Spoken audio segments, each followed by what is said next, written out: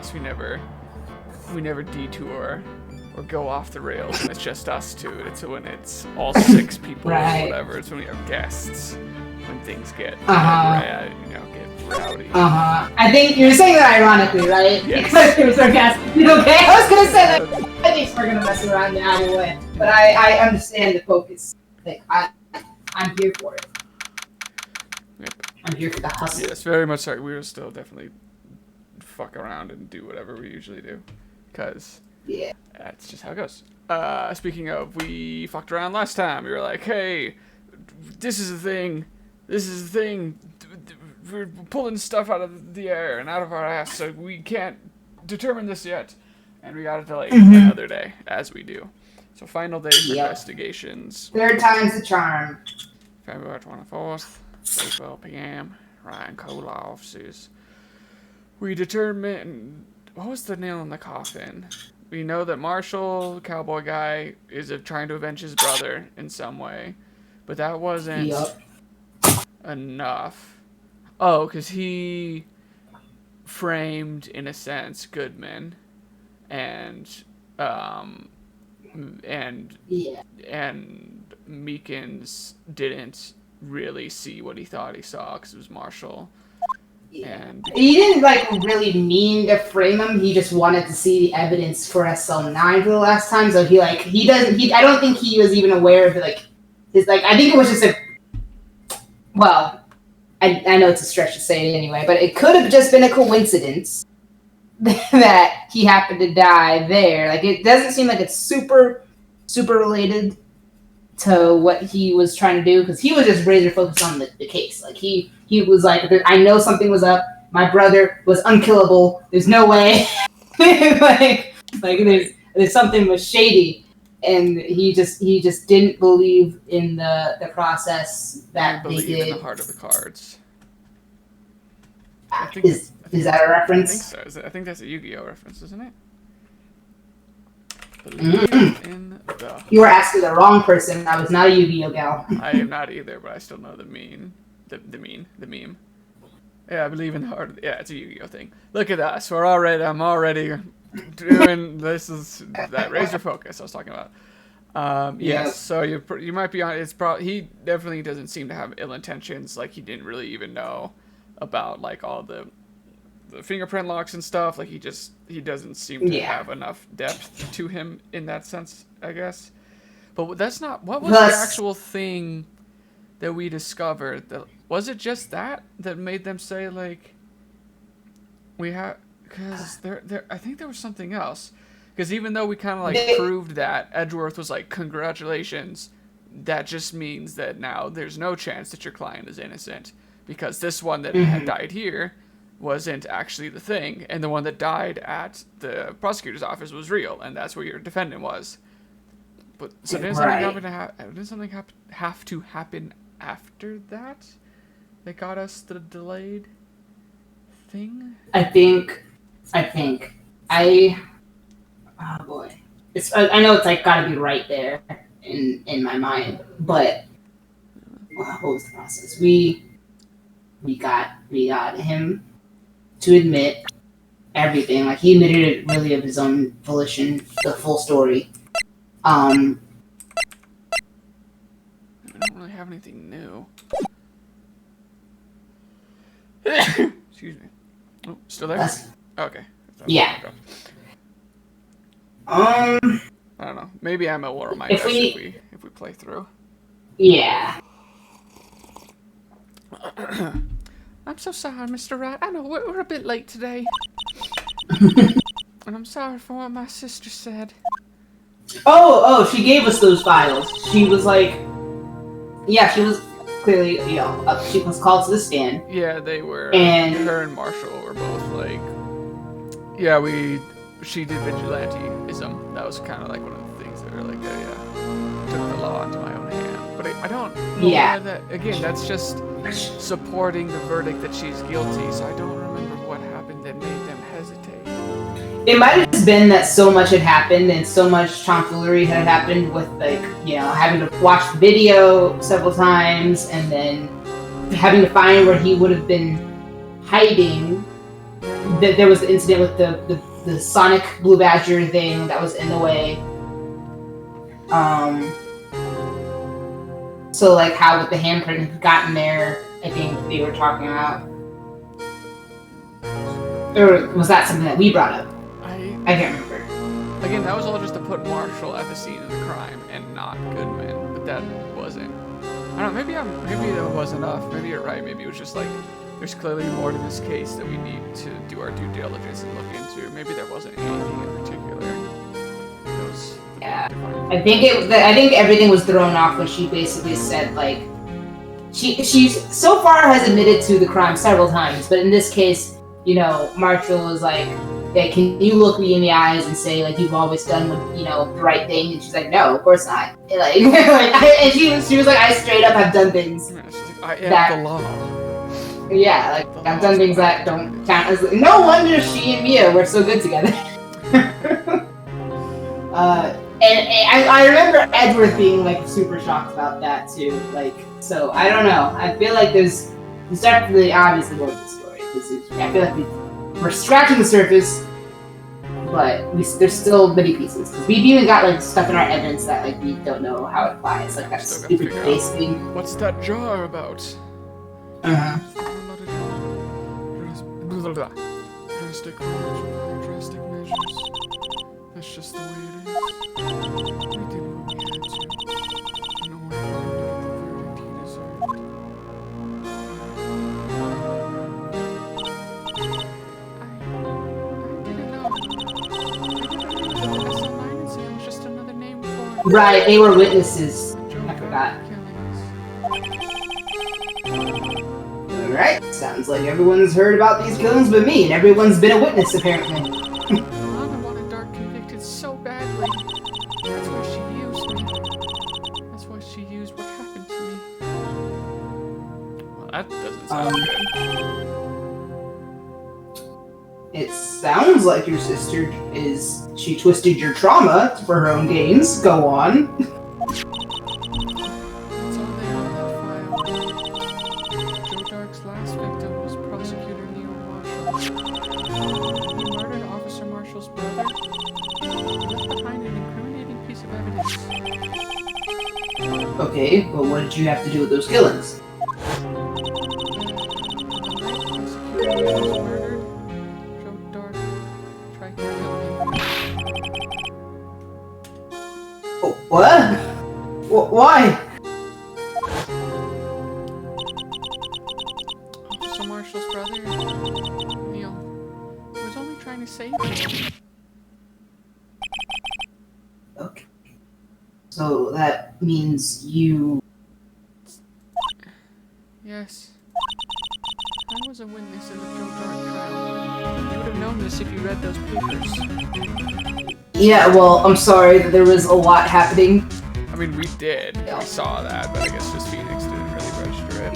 Pretty sure. Yeah. I don't think he had the time to look through all of it. I think he was just, she like literally dumped it on, like, cause like here's a stack of files for an SL9. Let's go to court. He's like, okay. So yeah, that's. It happened 2 years ago. I'm sorry about this time of the year too. Funny how that happened. Unusual for the season. Hygienic speaking. I was alone in my sister's office.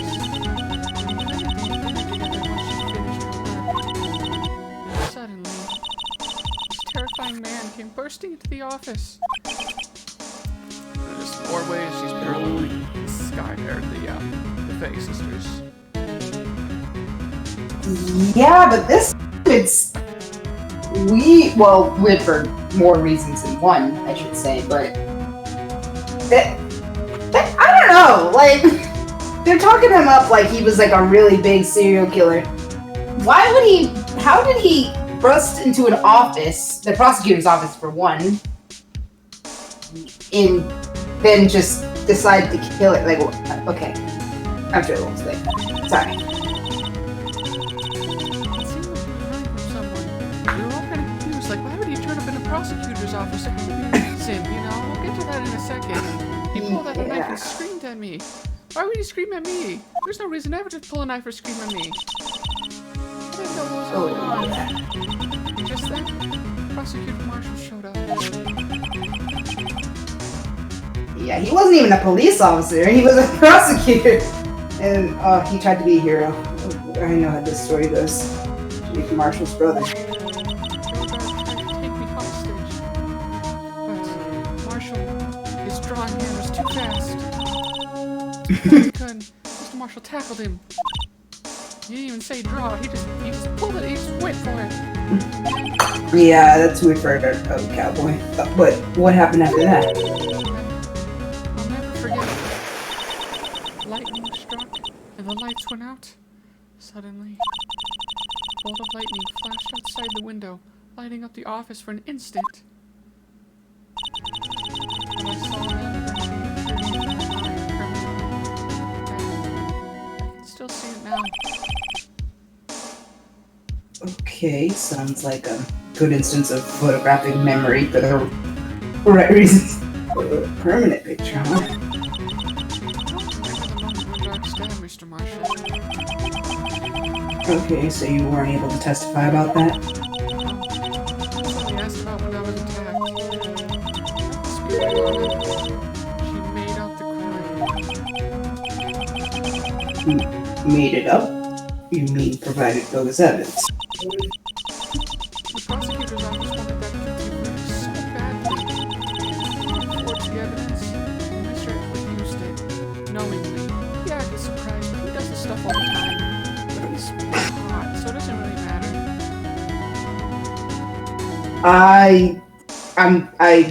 Yes to that last part, but I'm kind of doubting, considering his reaction in the courtroom, He's a good actor. that...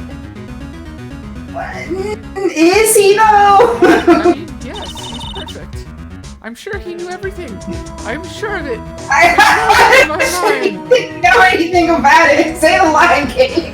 He knew. He 100% knew he's perfect. There's no way Lana could have fooled him.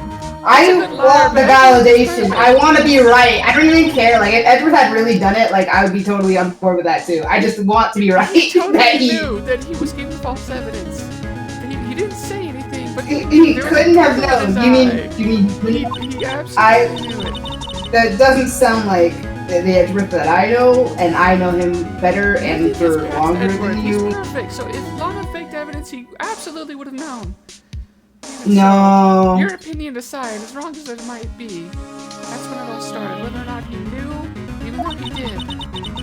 And then the rumors about Edgeworth resulted in it, and you know, that's my fault, and kind of Lana's fault, but also Edgeworth's fault, because he knew. If I could have just testified properly, none of this would have even happened. You're a child, so it makes sense that you would take blame with that. But there's no excuses. Right. Okay. It sounds like your sister's fault, but also, I mean, fuck that guy. No.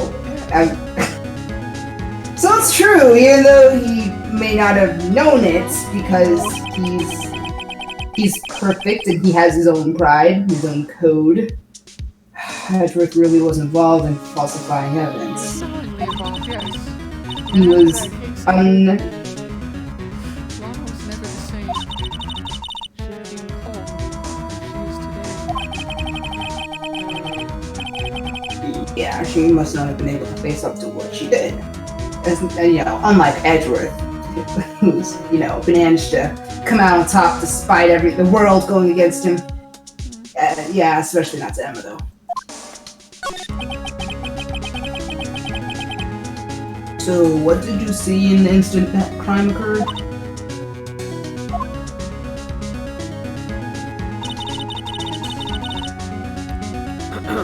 Dark knocked down Mr. Marshall and raised his knife.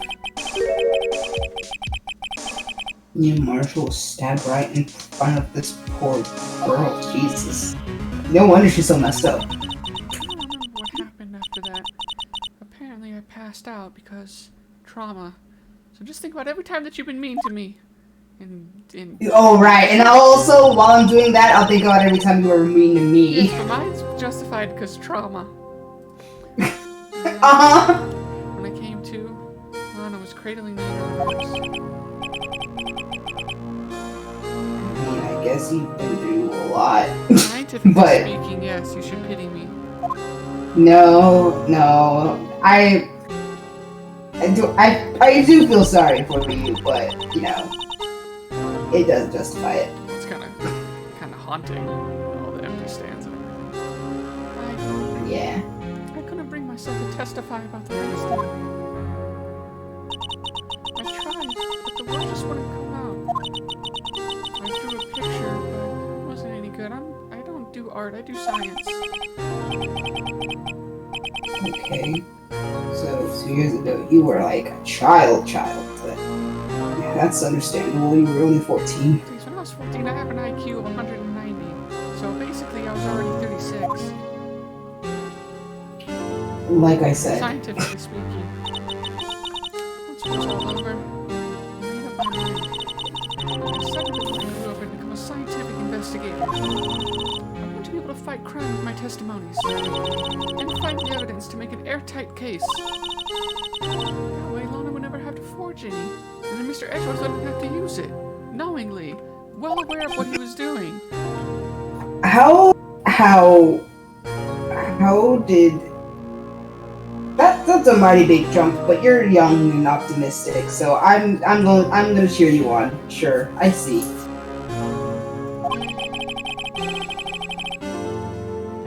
I think I'm finally starting to understand what makes him a tick. This is progress. But there's still something that bothers me about that. Is it that Mr. Edgeworth knew what he was doing? No, that's actually not what bothers me because it's not true.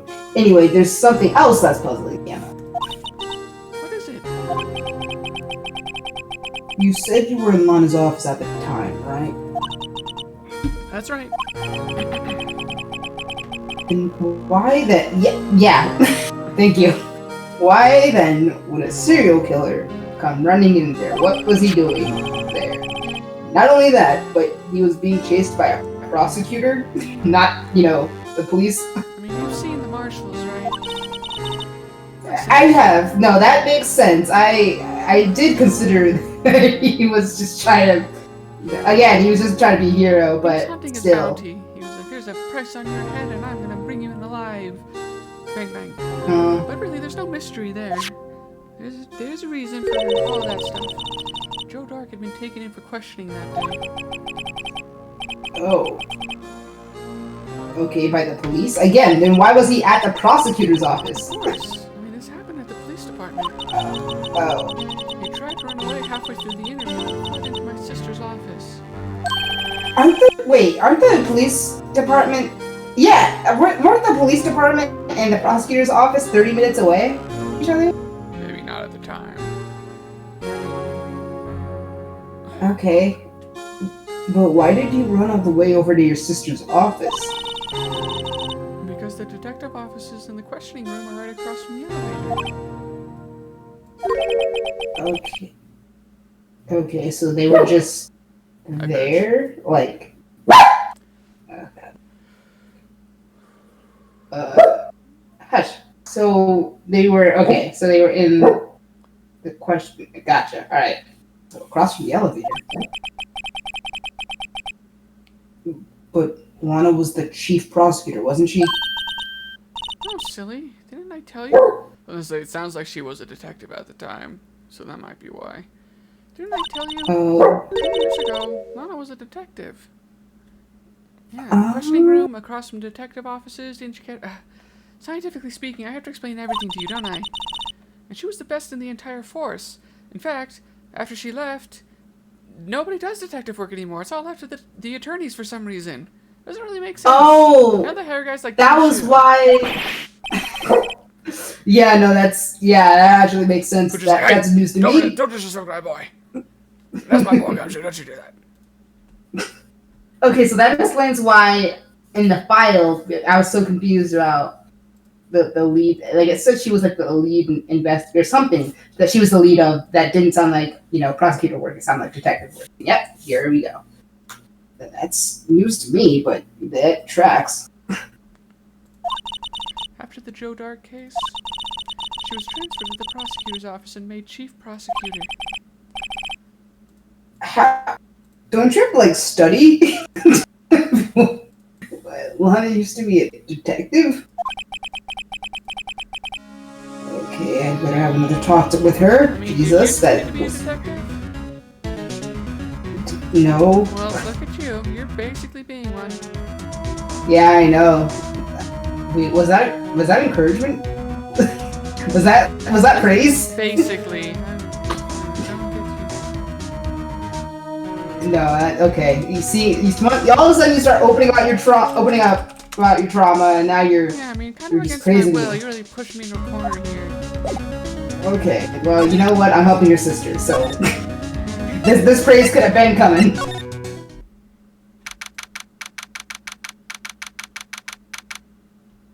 Okay, bring 24.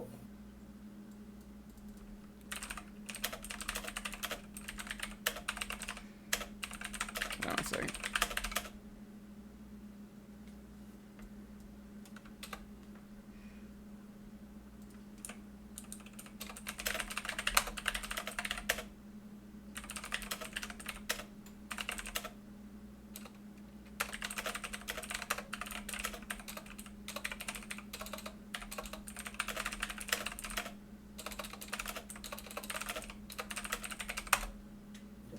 February 24th, detention center, visitor's room. Lana, I don't think I said something I wasn't supposed to, but Phoenix was all like, oh golly, Miss Molly, we gotta get over there right now. So, sorry if I did, maybe. Mr. Wright, it seems I keep causing you trouble, and by me, I mean her. Well, yeah, but also the falsifying evidence part too. That's kind of why we're here right now. Yes, I'm sure Edgeworth probably knows all about that. See, Edgeworth, I know isn't the type, but I didn't think you were either. Criminals don't mind playing foul. Why should we? But Lana, if you're wrong, an innocent person might be found guilty. I mean, just look at all the people that Edgeworth put in jail wrongly for the past however many years. Believe me, I understand the risks, and so did he. Lana, I'm gonna need you to level with me if you care that I've been helping your sister at all about all this. Stop dissing my husband. Anyway, Emma told me about you. Oh. About how you were a detective 2 years ago. That would have been nice to know. And how the SL9 incident was the reason for your transfer to the prosecutor's office. That also would have been nice to know. That's right. They considered it a lateral move instead of a promotion or a demotion. Yeah, could you fill me in on the details, especially about that unusual change of jobs? I suppose you have a right to know, Mr. Wright. Yeah, haha. A lot of revelations were uncovered at that trial today, not the least of which was the fact that this case is largely connected to another one 2 years ago. Evidence from that case was stolen as well. I expected as much. Oh, did you? I know how obsessive Officer Marshall can be. Trial really wasn't fair, was it? And that's like the whole thing. It's supposed to be.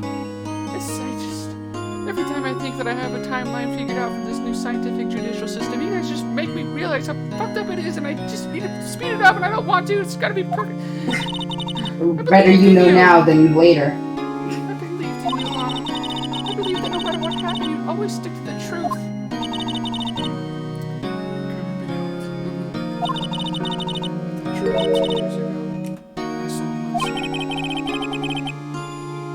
Alright, well, all drama aside, Jesus Christ, I thought Edgeworth was drama queen.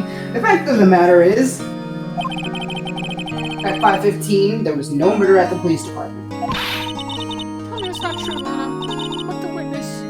What Mrs. Starr said. How about you stabbing Mr. Goodman with a knife? Tell me it was just like a spatula, or a spoon, or something less intense. You're unbearable. Lana! I don't understand! Why won't you tell us? This doesn't involve just me. Much like that trial 2 years ago, Edgeworth is also telling lies again. Alright, you're gonna need to stop. I don't think I've ever seen Lana look so phased before while dissing Edgeworth constantly. It's true. I was a member of the police force 2 years ago. Oh, she was amazing! They still talk about all the cases that she and Chief Gant cracked together. He was all like, let the holy light shine upon thee and confess thy sins. And then Lana, she kicked them in the shin and they confessed. Oh, really? Okay, there's a lot to unpack there. I'll start with Chief Gant. Yeah, he was the deputy chief of priests back then. But he still worked the crime scenes, you know, blessing the blood spills with holy water. It was kind of a bad idea because, like, it was, you know, it messed up the crime scenes, but, you know, have to do it. Come on, Gant. There's everything I aspired to be. That's not, thank God that's not, I was like, wait a second. That doesn't make sense. She's science and he's religion. He's the elder sister. Cool. Come on, Gant. He was everything I aspired to be. Oh, they were the best team ever. They solved crimes before the reports could even be filed. I don't think that's good. I don't think that's good. I don't. It's like that thing with Captain America where he's like, don't the punishments usually come after the crime? And Nick Fury's like, no, not anymore. Can't wait for the crimes to happen. Right. I'm thinking, like, the way it works these days is like don't you have to like report on the fact that the crime happened? Maybe that's what they're talking about. Like, I don't know how it works in the police departments, especially not, you know, in a, you know, westernized version of the Japanese system. But I think you'd have to be like, all right, so we're working on this case, and then it's like you show up at a crime scene and you immediately like crack it right then and there before you can even be like, so-and-so was murdered on so-and-so, this is the evidence that we found, blah, blah, blah. I don't know. I feel like that would make more sense. Scientifically speaking, you don't sound very confident. Yeah, I'm not. In this or most things. But now you're chief prosecutor, so what happened?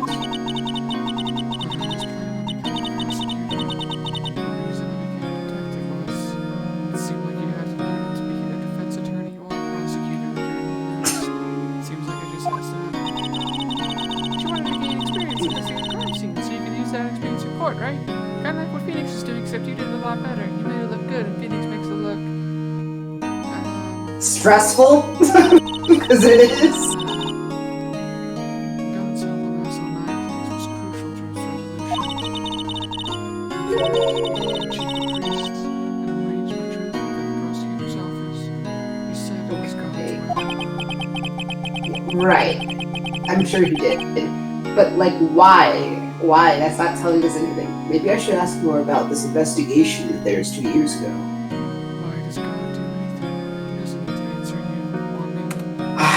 If you say the Lord works in mysterious ways, so help me. Go in there, punch you in the face. That's what Gant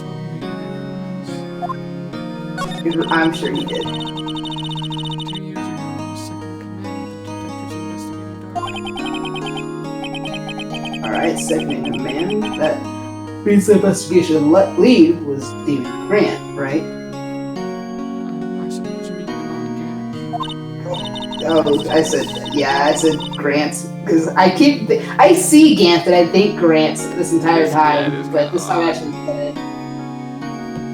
Yes, Deputy Chief Gant and I share the same office and the same investigations. We met up every morning at 8 a.m. and prayed. From then, we always kept one hand on the Bible and the other hand on a magnifying glass and or gun. I'm starting to think he transferred you because he found you to be a filthy sinner. He knew what you did. They even had the same office. He couldn't share his office with a sinner. That's what it was. Whose case it was? Jake Marshall and Angel Starr.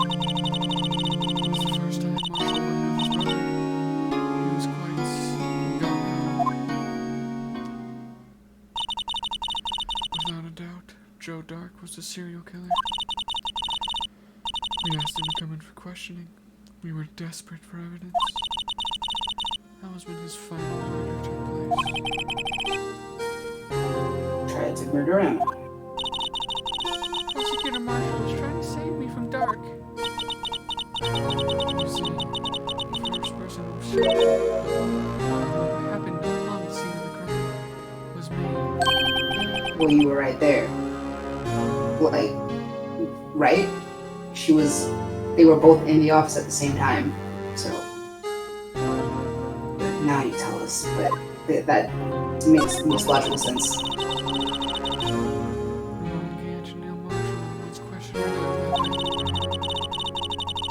investigation was in its final stages, and Dark must have suddenly panicked. So he waited until Gage and Marshall let their guards down and fled the room. From there, he went straight to the office shared by Deputy Chief Gale and myself. That's where he found me. Alright, gotcha. You weren't in the office at the time because you were questioning him. Cool. So you were the first person to run to the scene. It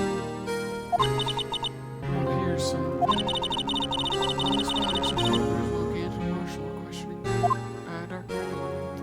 Dark Drake. When I returned to my office, I saw 3 bodies on the floor and smelled blood. 3 bodies? Prosecutor Marshall, the victim, Emma, who had passed out, and the suspect, Joe Dark. During the struggle, it seems Marshall struck a final blow before he died. Joe Dark had suffered a minor concussion and lay unconscious. Wow, sounds like you went out swinging. So, what did you do? To be honest, I panicked. I screamed. I said, "Someone save my sister." That's when Gant appeared and said, "Only Jesus can save her." Oh my god. I should have known where you were going with that. I was like, wait, what? I picked up Emma, carried her out of the room, across the hall, and Baptized her. Yeah, more or less earlier though. They at the floor of the cross, and our reminded me when Demon Gant's office, and just held her. Alright, I can't blame her for turning to religion. I mean, after all, her Many sister people was... do on their deathbeds, or so I hear. Yeah. Or on the deathbeds of a loved one. Yeah. After that, I placed Dark under immediate arrest. Alright. Let me get this straight. You were all involved in the SL9 incident, somehow, in one shape or form. That's right. Quite a coincidence. The Lord works in mysterious ways. I don't buy it. What are you saying? Alright. I'm not here to question your religion. However, there is no way everyone involved in this trial is also involved in that incident just by chance. But that case was solved 2 years ago. At least one person went to extremes because they didn't believe it was truly solved. Yes, his actions came as a surprise to me as well. Ever since his brother died, he's changed completely. He wasn't convinced with the woman against Joe Dark.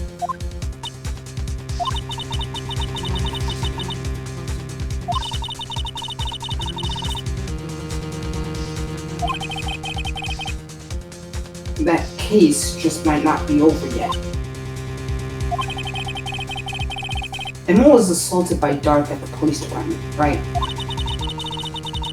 Yes, in the office that Damon Gant and I shared. The office that Mr. Gant occupies by himself. Priest's office. Is there a reason you're calling him Damon, or is that like a reference that's coming over my head? It should be pronounced. Would it be Damon?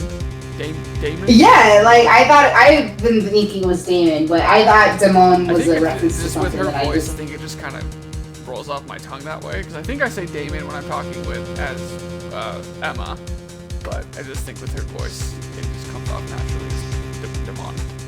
I don't know. Gotcha. I wasn't stop. I thought it was a reference, and I was like, in essence, no. I'm not consciously trying to do anything by saying it that way. Gotcha. Well, maybe we should have a look at Chief Damon's office side of the final SL9 murder. Is there? I mean, yes, I absolutely want to sleep. I absolutely want to snoop in that guy's office. However, I don't know what we're expecting to find after 2 years. Attorneys and prosecutors have no business showing evidence especially when the interests of both parties are involved. Alright, I do it all the time, but she really means it, so I'll stop. You know how this detective stuff works now? Ever since you left, it's like this. Oh, and I just took a screenshot. That's fine. Okay, so she's not gonna tell us what it is. So, his office would be, well, I'm assuming we'd have to go to criminal. Oh. Well, no, because that's the police department. Oh no, yeah, he's the chief. Yeah, no, it would be at the police department. But I guess we might as well check here first. I know something's up here. February 24th, prosecutor's office, underground parking lot. No one's here today. Not even Miss Starr. How am I supposed to get lunch? I'm probably busy looking into what exactly went down in the evidence room. That must be where the detectives are.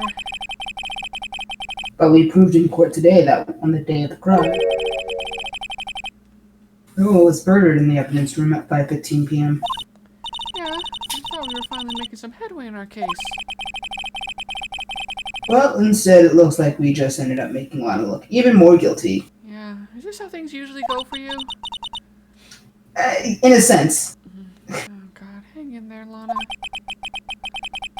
I gotta find all the answers by tomorrow. Yeah, no one's here, no. Less than 24 hours. I don't really see nothing new here. Guess we might as well go check on Edgeworth while we're here. February 24th, High Prosecutor's Office, room 1202. Oh, Mr. Edgeworth is it? What a waste of time. There's no lunch. There's no eye candy. Oh, Jesus. Stop objectifying him. Maybe he's being questioned by an inquiry committee again. God, he took a real beating in court today, not in a hot way. Yeah, with Lana admitting falsifying evidence 2 years ago. Oh, I guess we'll just have to come back later. Is that something else that we forgot? Yeah, there was a lot of like... Yeah, there was one thing in particular, again, where the court was like... There was a lot of shit talking. Yeah, but there was... It might have just been with the Joe Dart case coming up again. Because the judge was like, really? Again? Prosecutor? And he's like, I know what I said, or something. Like, your committee is going to want to hear about this. And he's like, I am well aware. Yeah. February 24th, Police Department entrance. Oh. Howdy, Bambino. Oh, Mr. Marshall! I never thought you'd turn out this way when I woke up this morning. He says, you never know what life will lead you here, Bambino. You should know my life when I'm an old Billy Rider this morning. Billy, your plant? Okay, cactus.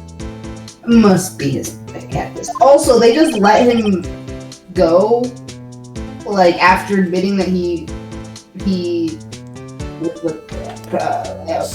there ain't no cell in the West that can hold me.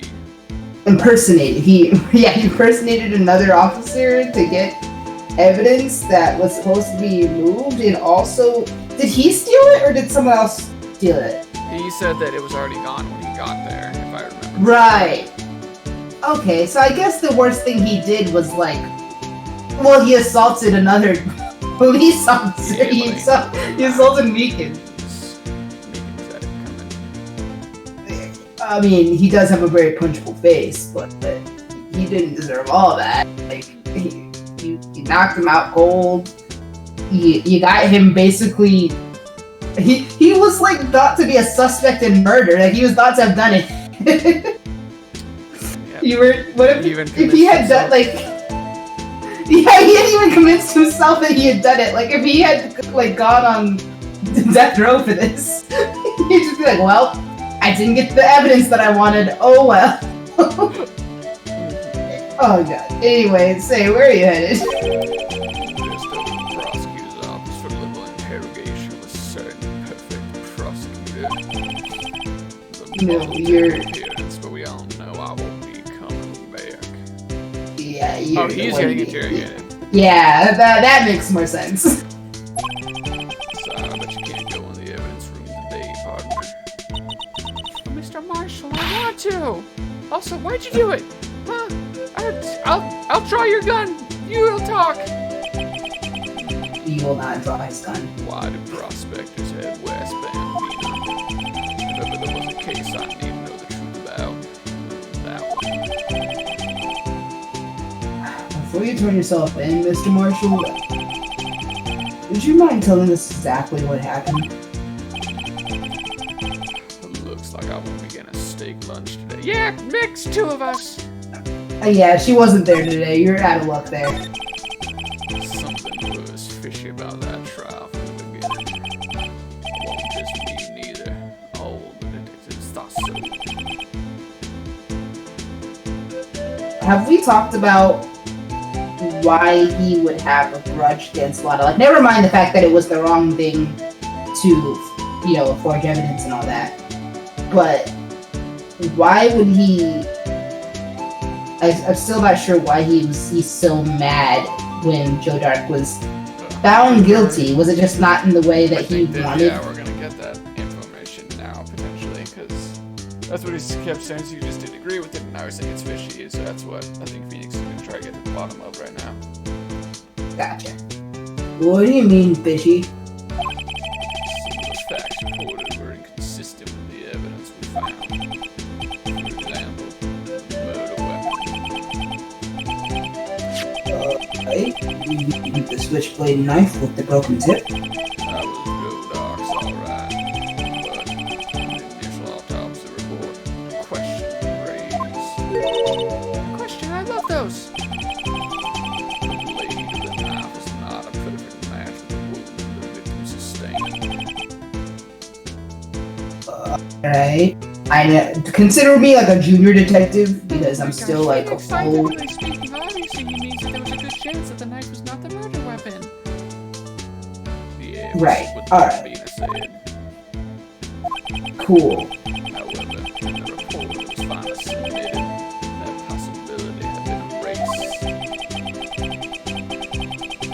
Facts have been concealed with forged evidence too?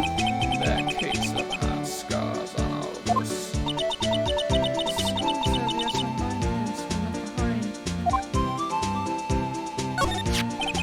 I got the looks, but he got the brains. He was one of the best prosecutors around. They don't make them like they used to. I had just made a detective when it went down. It was our first case together. It was meant to be the first of many. How old was he? Your brother. It was 27 at the time. Oh God, I have conflicted feelings hearing that now. You got 11 years more. Don't worry. Awarded the highest honor that very day. Right. The whatchamacallit. The K. The night prosecutor. Your partner they've got, you don't even know what his accomplishment was. Then again, I guess they don't mean what they used to. They just hand it out to anybody these days. That Mr. Perfect. Alright, you hold your tongue there. Prosecutors, since you apparently didn't remember, even though you're getting so defensive about it. Well, it's been a long time since we played this game. I knew it.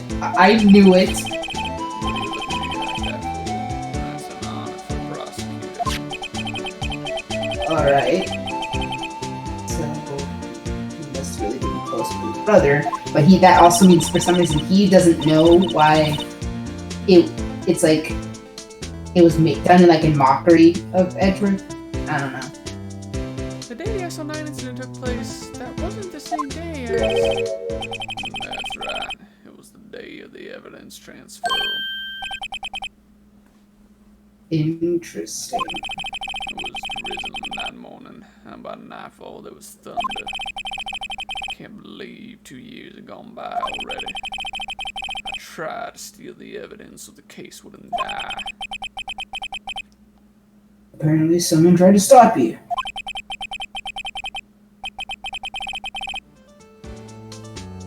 Detective Goodman was murdered. The evidence locker was empty. There was something going on behind the scenes in that case. We all knew that later. Edgeworth specifically. Edgeworth especially. Every detective involved in that investigation, save one, was taken care of. Miss Starr was fired and I was demoted and boxed away in a tiny room without purpose of freedom. Alright. What about Detective Goodman? My soul forever trapped behind the walls of these machines. What about Detective Goodman? Dreaming of the day I could ride free in my iron steed out in the realms of the untouched. Does that hair of yours also make you deaf? No. If they did, some of the two of the commissioners would get suspicious. Nah, they were careful enough not to be too obvious. They? Who are you talking about? Don't get upset, Bambina. I mean Damon Gantz and Lana Sky.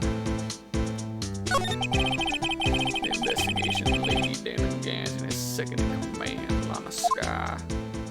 So weird seeing those two pray every morning when they got together. Lana ain't even religious, but there wasn't a person on the force who hadn't heard of that strange duo.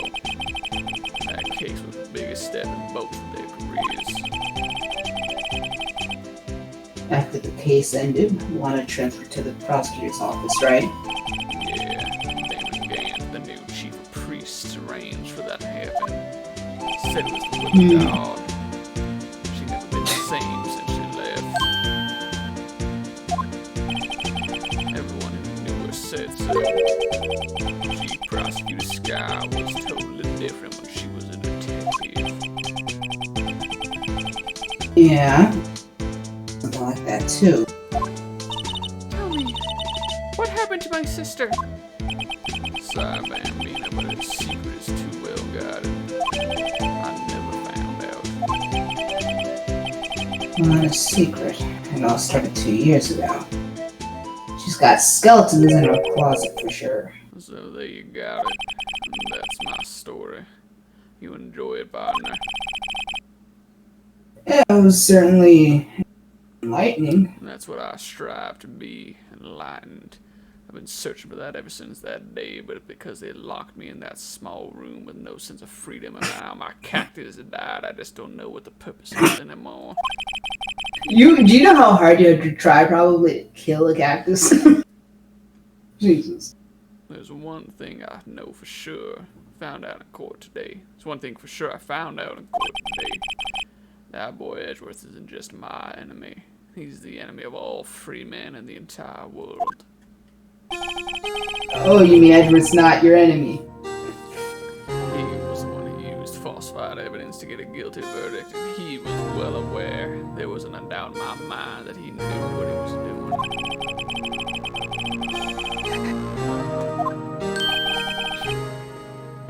Also, Damon Gant probably helped him along.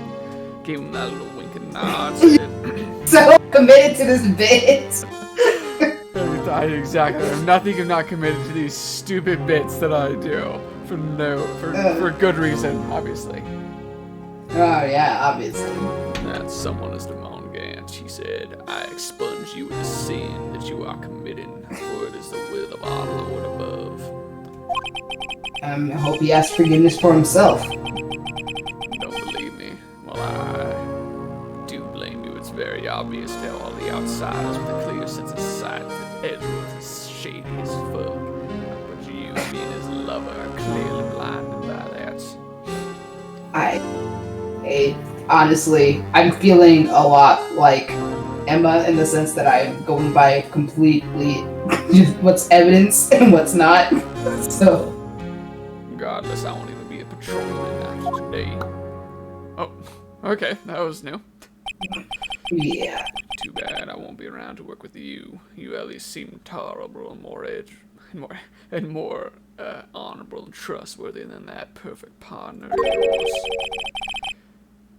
Thank Oh, just you. kidding. I wasn't actually talking to you. I was talking to the kid. You're the partner I'm talking about. I say she seems more reliable and honorable than you. When you were a real scientific investigator. Adios, Bambina.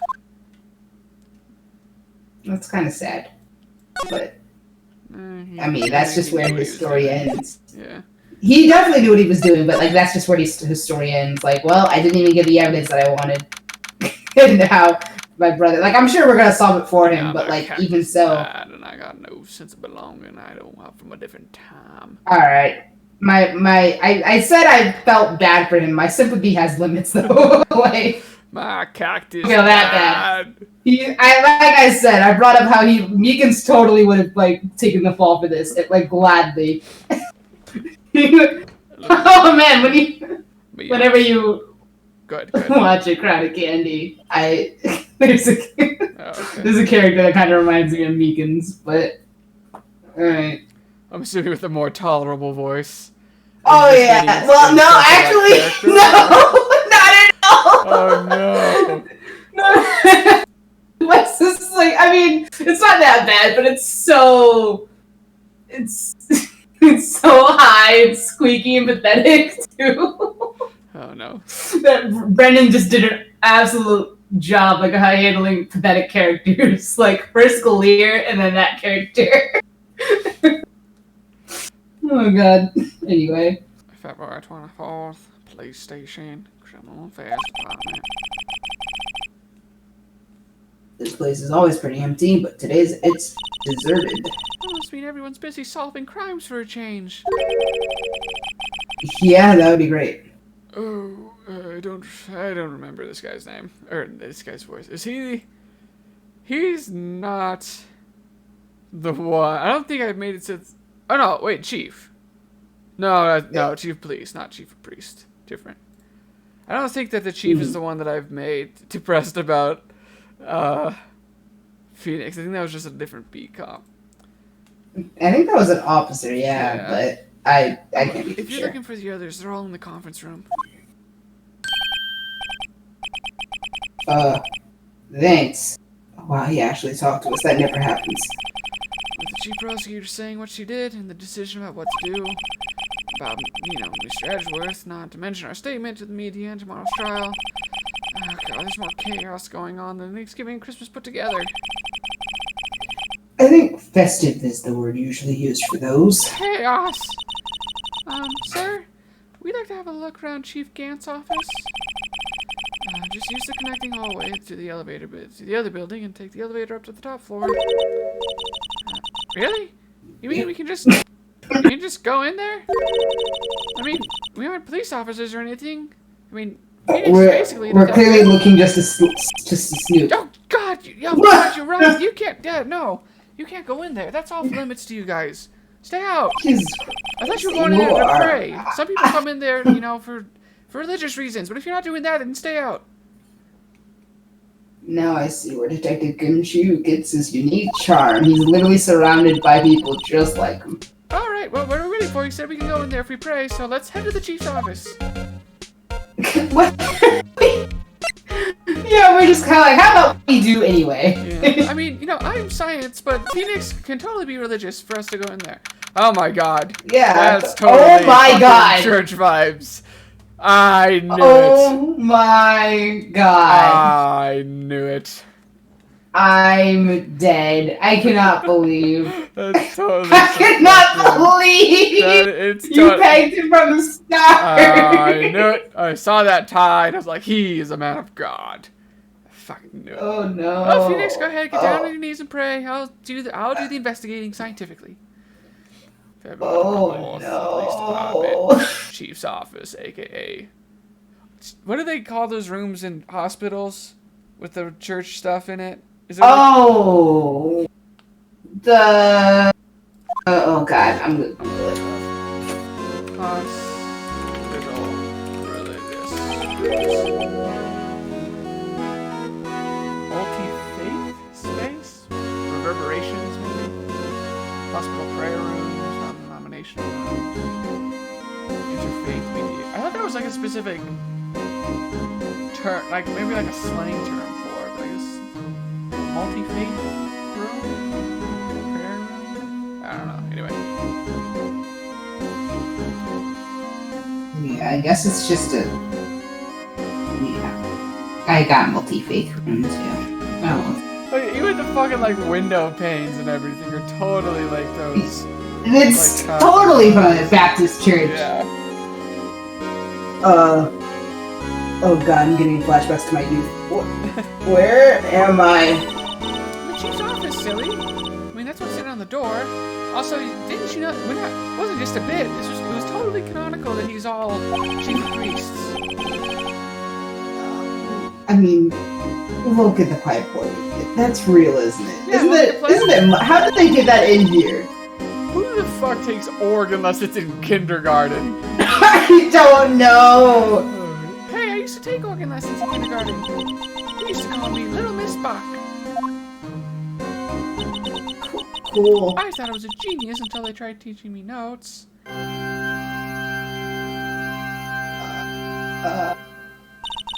I never could remember where C was. My child, that was beautiful. Oh, it's you two. I'm assuming since they let you in here that you are here to pray. Yes, absolutely. And that's I've a seen... suit of armor behind him. Very good. Yeah, he is so Roman Catholic. He's absolutely. He's been ready for the Crusades since the dawn of the church. She did. Put that paper he was reading up in his desk. Oh, I know what I have to go here. So, Ryder, have you been swimming lately in holy water? We discussed. You know, there's something to be said about how you're always trying to get. No, I'm not even gonna make that joke. I'm not gonna make that joke. No. It's good. I haven't been. I'm just gonna say I was trying to get men naked. Like between Gumshoe and right. And it's just like everyone. He's just asking all the men if they want to go swimming, and it's like this. Oh god, it's not even a good joke, but like if we were like younger, I'd be like making so many like Reaper's priest jokes. Oh god, no, I haven't. I've been kind of busy with the trial.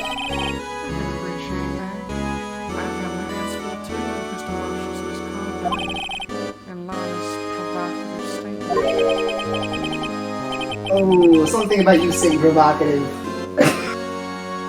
The forged evidence, yes. Yeah. Yeah. 2 years have passed since that incident. My, how time flies. You know what I will be with our great Lord above, and the world will be worse for it. You see that big picture on the wall over there? Will be worse for it. Oh, there's the vase thing. Oh yeah. Oh, the K used to have a sword on it. Does it still have that? Nope. Oh, it doesn't. It's.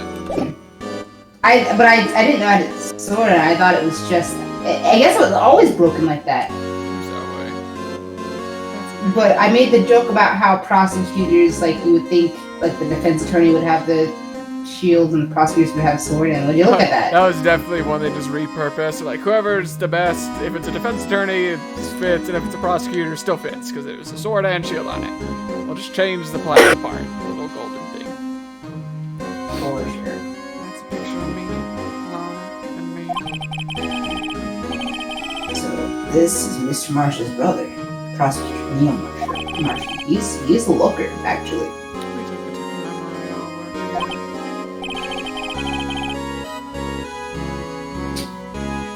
Something's not right about this picture. I told him I wanted to retake it because my eyes were closed, but he said they didn't have the film for it. Right. That's not what's wrong with it, but yes, I can't quite seem to put my finger on it, though. I mean, I can think of a couple things. One, the base, and two, the fact that the statue is different. I guess that's what he's talking about.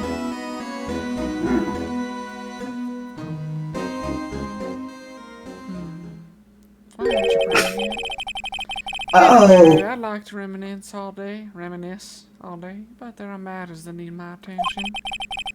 I'm gonna lock up here, so let us all walk out together, hand in hand. Oh! But this office is also a church, and it was a crime scene 2 years ago, wasn't it? Isn't there something about, like, you know, hallowed ground can't have things happen? I don't. Phoenix, talk to him about religious stuff. I'm You're thinking about vampires and demons. No, that case has long since been over, my child. There's no need to investigate it anymore. All the same, we still like to have a look around. We promise we'll pray while we're here. Leads to a lack of faith.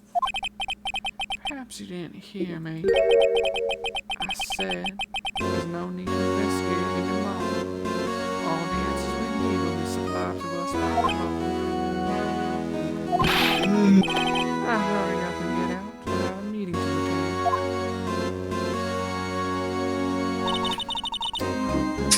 Right. Welcome. Phoenix, why would you go down on your knees praying?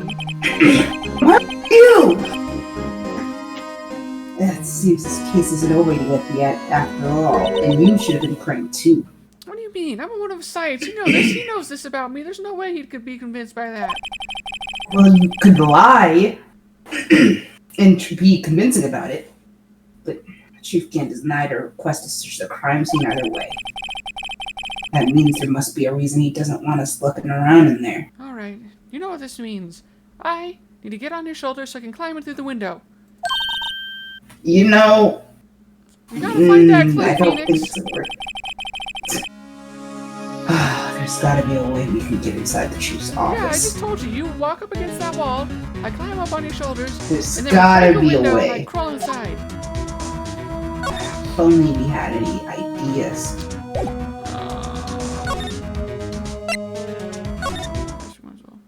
Okay. Nope. February 24, police station, criminal affairs department. Well, if it isn't the Lord making a way out of no way. Come shoot! He does work in mysterious ways, doesn't he, Phoenix? Oh, he does. Gumshoe, buddy, pal. Hey, pal. What's up? Aren't you supposed to be in the meeting?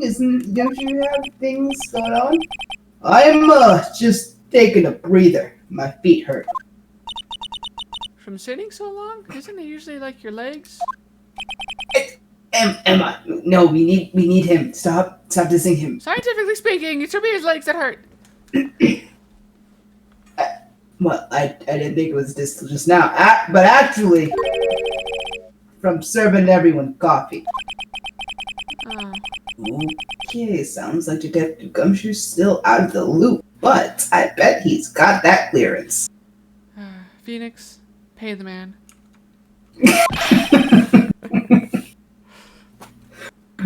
Say, have either of you seen Mr. Edgeworth? Oh, God, I wish. No? Why do you ask that?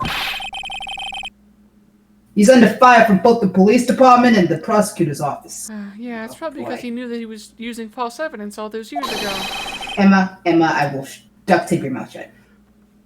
It's almost like the battles between you two in court. Well, yeah, but those were filled with a lot more sexual tension. Anyway, that sounds serious, though. You don't know that that's not happening now, Phoenix. What was that? You cut out for a You second. don't know that that's not happening now. Edgeworth is a very attractive man. I'm sure there's lots of people that are sexually tense as they're interrogating him. Anyway, is it because of what my sister said? I mean, you know, that Edgeworth knowingly used forged evidence all those years ago? That's not exactly what I heard. Scientifically speaking, I don't think that's how that's read. No. But that falsified evidence 2 years ago is definitely the Edgeworth reason. definitely knew Yes. about. The one that he definitely didn't know about. Now Mr. Edgeworth has the whole world after his blood, all because he didn't know. Yikes. Well, let's see if he can get us in. Edgeworth's crisis. And not the gay kind. But why would Edgeworth be blamed? It's not like he knew the evidence was forged, unlike, some people believe. Debatable. Scientific. Lana Sky is the... No. Lana Sky is the guilty party here. I'm even defending her. Yeah, I mean, Isn't like she? 60-40 maybe. Mostly Lana, but then a lot of Edgeworth. No. Well, regardless, the prosecutor is responsible for the evidence they presented in court. Not only that. But he knew. No, but as you know, there have been a lot of rumors going around about Mr. Edgeworth. Based on facts. No. His amazing talent as a prosecutor has kept him safe from those who don't like him. And now with this.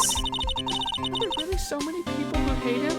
And now they just see that he's dating Phoenix, so they think it's okay to say it after all these years?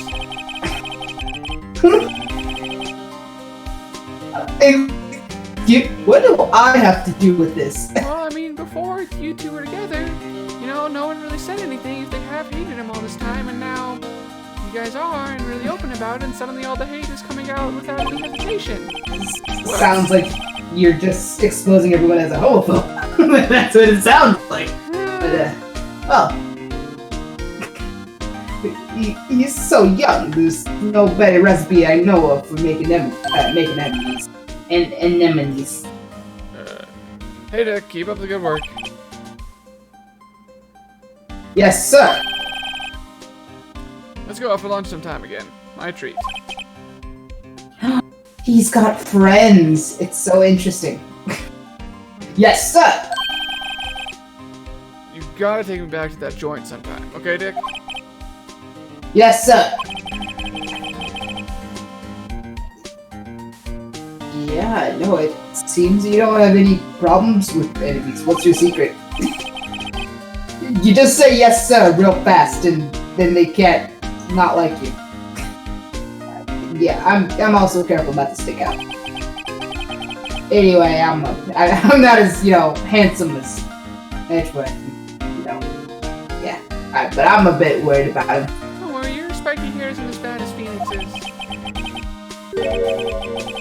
What did you say? I wish it would stop cutting out on your every word. It's your bad hair is your spiky hair isn't as bad as Phoenix's. So even though you're not quite Edgeworth, you're a bit better than him. If that makes you feel any better. All right. Well, it kind of does. Thanks, little miss. It hurts a lot. Thanks, little miss. Oh, under all this pressure, I'm afraid Mr. Edgeworth just might crack. Not if I can help it. Actually, I took a look at that file earlier while the coffee was brewing. Okay, you see, this is why we're Nakama, alright? He seems genuinely concerned for Edgeworth. Ugh, the only person on his side who doesn't think he did it.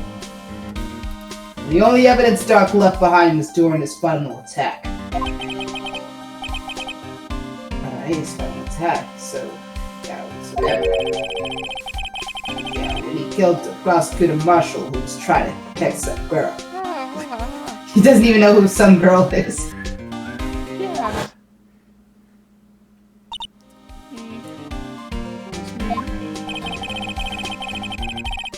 Yeah, it seems he never realized she was the girl. That's where he left the most incriminating evidence of all. Well, what was it? Oh, let's see. It had something to do with the murder weapon? Oh, I forget. Look, it's all written somewhere in here, okay? Put the gumshoe, do your job! Have a gumshoe! His powers. Hush! Hush! I will not. I think We Mom. give gumshoe too much slack. Here. I think that's Pooch. That's Mom coming home with Pooch hearing her. So I'll just pick him up, put him down, so he How's he can rush doing, out the by the door way? like he wants. Is he still How is he? on? Yeah, he's still got the cone on his head. So he's feeling better if he's barking He's- again. Yes, he sure is. He honestly keeps acting like he's not at all in pain, which is great. We do have to give him pain medicine every day, so that could be, I'm sure that's helping. But he's still trying to jump on stuff and jump on us, and it's like, come on now. I wish he would act injured so that we could tell when he's finally healed up. And it's for real. Oh, I see what Ugh. you mean. We should show Pooch the murder weapon. We all are coming down. My jog his memory also. Memory of, losing his balls, is that? Exactly. His balls chopped Look, off? this cut you once, it can cut you again. Basically. Well, Joe Duck was 42 at the time of the crime. He was just your run-of-the-mill businessman. Wow. Okay. I've seen a lot of murder mysteries. Businessmen. What made him take to serial killing? Phoenix, weren't you listening? He said he was a run-of-the-mill businessman. Businessmen are serial killers. It's the same thing. Yeah. Well, yeah, I guess you have a point there. Well, one day on his way home from work, he hit someone with his car. His car. Oh boy. So, it was an accident. An accident, yes, but it transformed him into an animal. He got that first So he- taste for blood. Yeah, that doesn't say. He killed a man that witnessed the accident. And he killed a kid walked by then too, so he killed him too. Then when he was his body, This another is a can't by see the way. he was killed as well. Finally he turned himself in. I know, I Fucking- figured. It's such like a video game mechanic where you're supposed to be like stealthing or whatever. It kind of is! Like, fine, I gotta kill her. God damn it, there's another one. Why are all these NPCs spawning? Gotta kill dude, that's totally fucking outrageous. I would have loved to have a conversation with that guy. So he did all the killing, and then after that he turned himself in. Totally just fucking. Billing on itself. Maybe it just like owned up or whatever and tried to, be like, it was an accident. But nope, he's like, well, if I kill this chick, then no one will know. And it just spiraled from there. I know, he basically went with the I'm in too deep already mentality. But then, then it makes total sense how he would just run and then he would see Emma and then, well, now I gotta kill her. I was here. Yeah, it seems he was a pretty careless animal. Of course, this is all conjecture. There wasn't a single shred of evidence. Wow. He was thorough with it too. So he turned himself in. Yes, but in the middle of his questioning, he fled and murdered his final victim. Prosecutor Marshall. That crime was witnessed by someone too, but luckily Drake was arrested on the spot. Or Dark. Not Drake. She's now doing it. Dark Drake. It's a good thing that last witness wasn't killed. That last witness, aka Emma. Alright, so she said to show him this. About this. Hey, is that? It's a tag attached to it with the label SL9 incident on it. I believe this would be the broken murder weapon you were speaking of. What are you doing with that? Playing. What do you got there? A knife? No! Yeah, I take this one, and then Phoenix takes Edgeworth, and then we play pirates with it.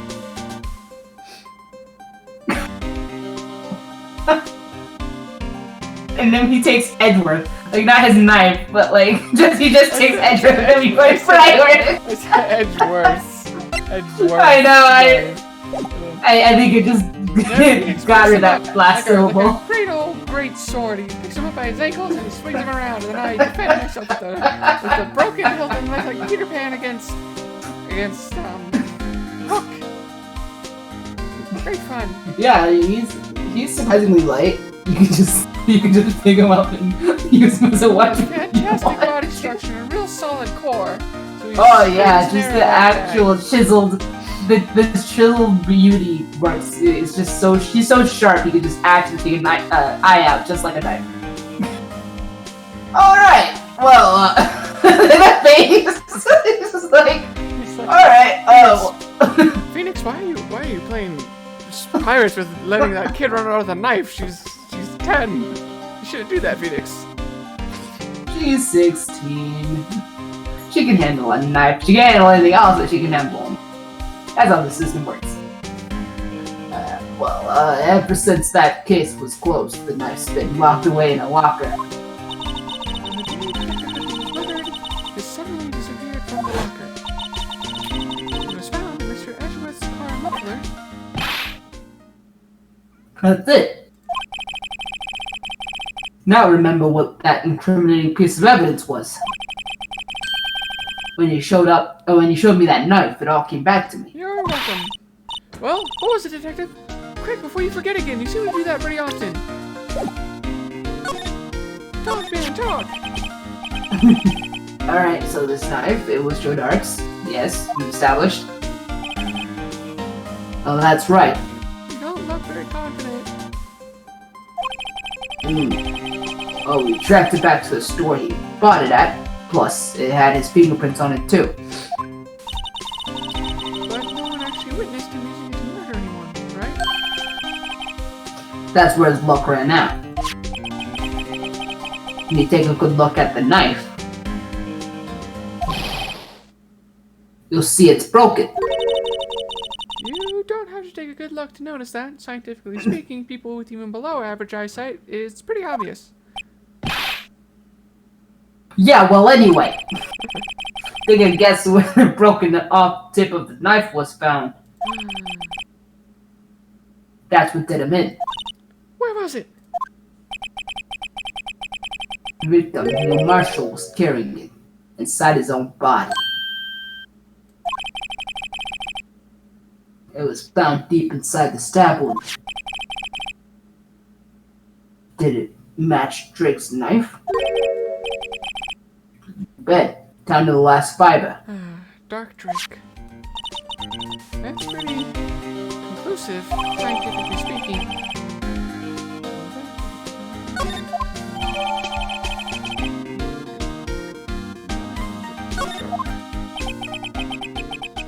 Well, there you have it in a nutshell.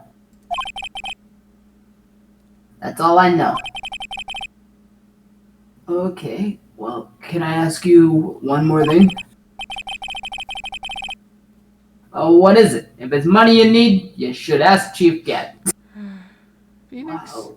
pay the man. It's not about money, but it does concern the Chief.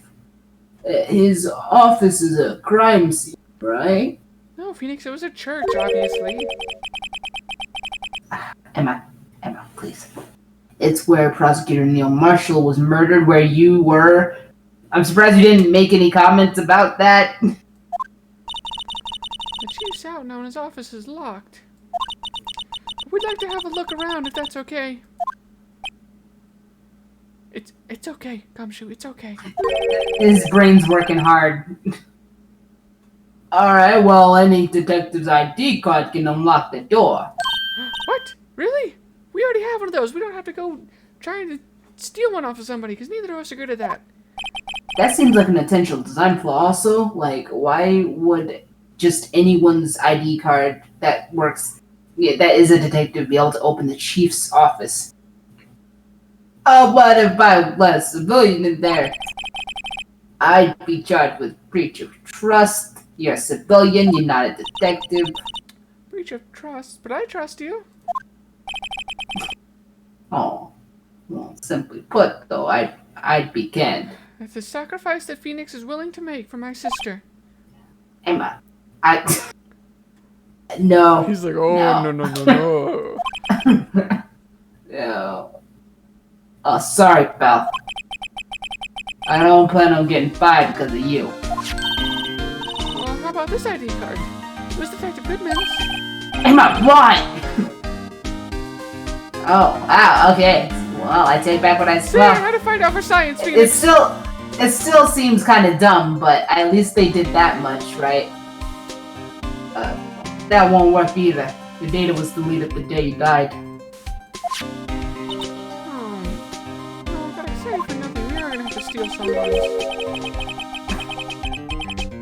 So, in other words, Gumshoe, our only chance of getting into that office. Time to turn on the charm. Hey, Gumshoe, can I see The your same ID? charm I won over Edgeworth with. Are you gonna say? I wonder if there's something that we could show him that would make him change his mind. If only one of us carried around a weapon, preferably something heavy and metal, perhaps. That could intimidate him to show us. No. I saw it at the office, Phoenix. I know you have a bad for some reason. Well, I'm holding it for a friend.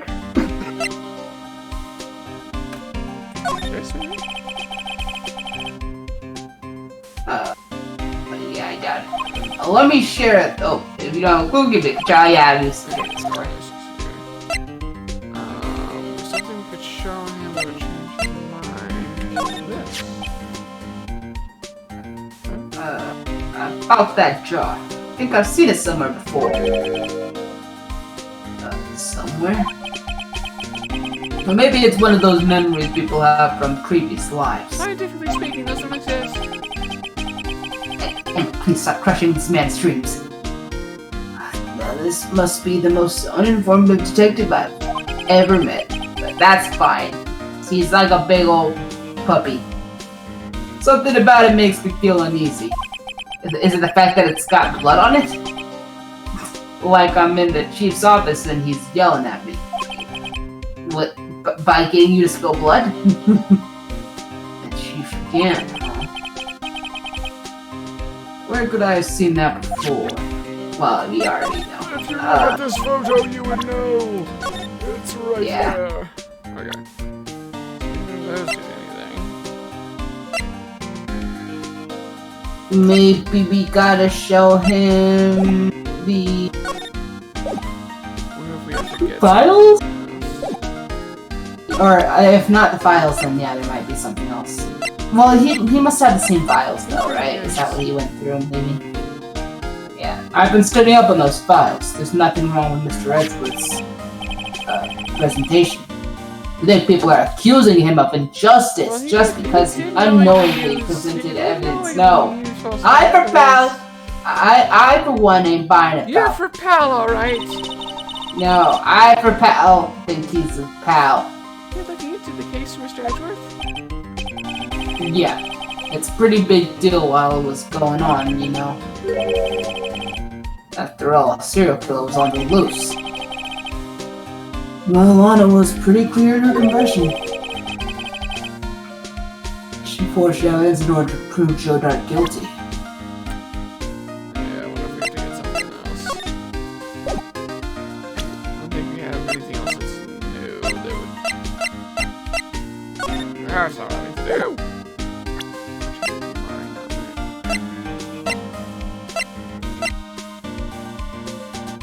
Oh, is it... Did we ever show him... Well, I don't think that would do much good, so... Oh, a lost item report, huh? Very impressive, Detective. You knew what it was right off the bat. I think that's the first time you've ever showed some comprehension. Okay, well, now I'm, pretty ashamed to say it, but I'm a master of misplacement, so. Master? That is such a cool ring to it. The way I see it, if things are meant to be lost, then they're meant to be lost. There's a higher power at work here. I learned all this from Chief Gant. Wow, a higher power. Okay. Wow, she's really ditching the science real quick. Maybe I shouldn't let Emma hold any evidence. Detective Gumshoe, no longer accurate source of information. Too religious. I love that it was implying like it's like she's just trying to like cheer herself up for all the times that she's ever lost things. Like, it's God. It's God if I lose things. Like, the scientist just being like, well, if anything bad happens. Stuff after all. Scientifically speaking, all these things getting lost makes no sense, but if there is a higher power. Yeah, I think we need to maybe get something else. Gotcha. I don't know what, but. Should we present the picture? I did, and To her? he says that if he does the... No, the picture to Lana. Oh, good point, good point.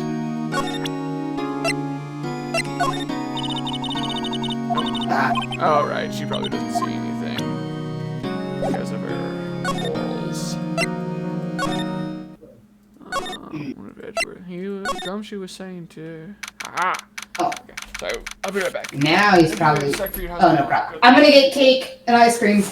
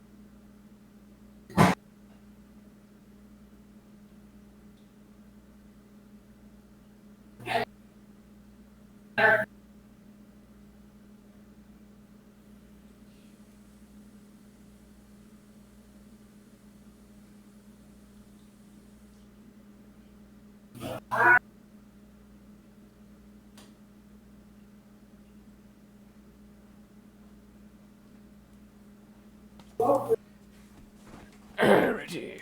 February 24th. Prosecutor's office, room 1202.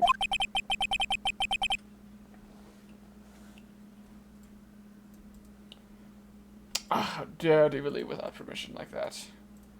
Did she know that I'm the only one who can take bathroom breaks? How unprofessional. But, I wonder if Edgeworth is back yet. Here he is. It looks like he's writing something. Oh god, it's his suicide. He's back on the ledge! What are you doing here? Oh, this isn't what it looks like. Oh man. He sure was quick to throw that paper on the floor. What was it?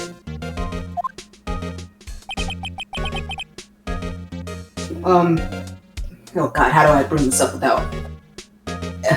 Tough day in court, huh?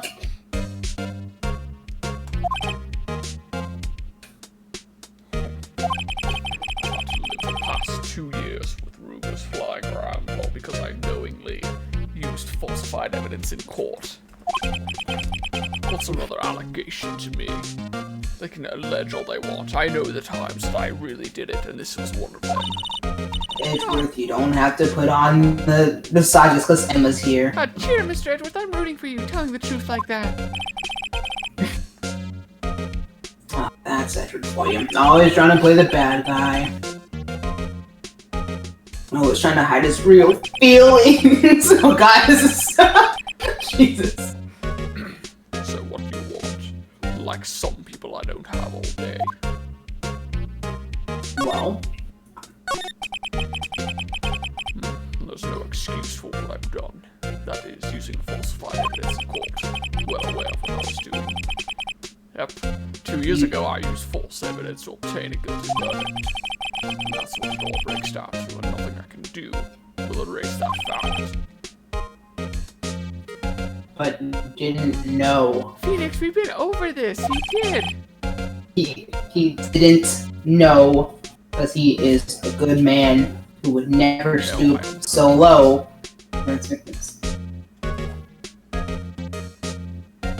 Well, I'm sorry, what did you say? I said I'm not a good man, I'm a perfect man.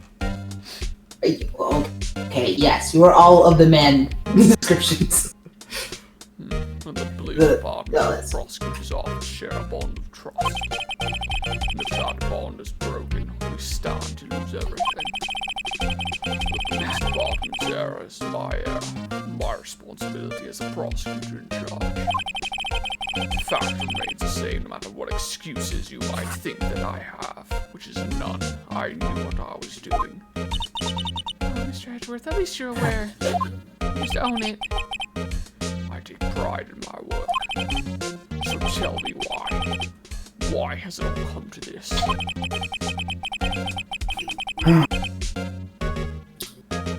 Can't keep this kind of emotion bottled up. I can't stand to see him blaming himself for something he clearly had no, way of knowing about. Well, I was gonna go all Piccolo when, Edward, how are you? Did you get into, where did they meet you? Did you get that juice that you wanted? Are you up for the trial tomorrow? How are you doing? I'm your partner, I'm not your child. You belittle me as such. First last year's trial, and now this one. Seems all you do is worry about me. It's quite insulting sometimes. To be honest, you're getting on my nerves, but I'm a grown man. Mr. Edgeworth, you can't just walk out on the trial. Tomorrow's the last day. It's too late to change prosecutors. I bet that's what my superiors are banking on. I never thought that case would come back to haunt me like this. That paper, isn't that the same one Gant had? Maybe. Oh, what do you mean? The list of evidence. It seems too short. Most lists. Oh. Yeah, it's only half as long as most lists. It is not. After Neil Marshall was murdered, I became prosecutor for that case. I may not have been part of the investigation, but I knew what I had to do. Use false evidence to get the verdict that I wanted. Exactly. Yes, you were given. That was really the only thing on my mind at the time. I looked at this evidence, I knew it was fake, and I used it anyway. Yeah, that's what I keep telling him. Say, we just saw a picture taken around that time. You know what? It seems like I'm just getting rid of all of the bad influences around Edgeworth. First it was Von Karma, and now it's the chief of priests. Like, everyone just needs to go. I'm freeing him of all this guilt that he doesn't need to have.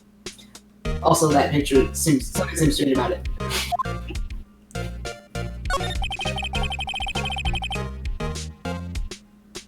Could you tell us again about what happened that day? Yeah, that day that you used false evidence? That day that you did not know that you were using false evidence. But also the day actually the day you couldn't even record. You were participating in a ceremony over at the station, right? I never cared for ceremonies, but I had to attend that one. Because you were awarded this? Those receiving awards can't exactly skip out on the ceremony of Lord Anthony Hopkins. I finished up at the office in the morning and then drove to the police department. I'm sorry, that reference is lost on me. The Oscars, it was the thing at the Oscars where everyone was thinking that Chadwick Boseman was going to get Best Actor because of, all the stuff, but then Anthony Hopkins got the Best Actor award, but he didn't show up to the Oscars because he didn't think he was going to win, and also he's like 90 years old, and COVID is happening, so he wasn't there to accept his award. Oh. Or something akin to that. One of the podcasts I listened to talked about it. They didn't really know all the details about it either. It was kind of like their summary of it. I didn't watch the Oscars. Nobody watched the Oscars. I had to look up Anthony Hopkins because I don't think I. He's Hannibal Lecter. He's Thor's dad. He's in the Transformers movies. Yeah, see, I only know him as Thor's dad. Maybe if he was in... I wouldn't know Transformers and I wouldn't know Hannibal Lecter, so... But hey, he was knighted, so that's cool. He's in their movies. Yep, there you go. Well, that's all I recognize. So you finished up at the office? Yes.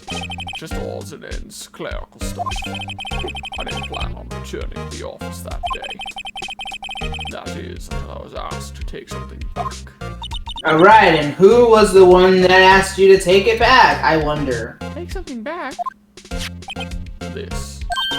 Oh yeah, Chief Gant asked you to do that, to hold on to that, didn't he? Yes. It was a piece of evidence in a case that was closed half a year ago. He asked me to bring it to the prosecutor's office. Yep, that's the story we heard yesterday. Did you ever figure out why? So you came back here to the prosecutor's office because the chief asked you to. That's right. Technically speaking, the words came from the chief, but the order came from the Lord. So I'm told.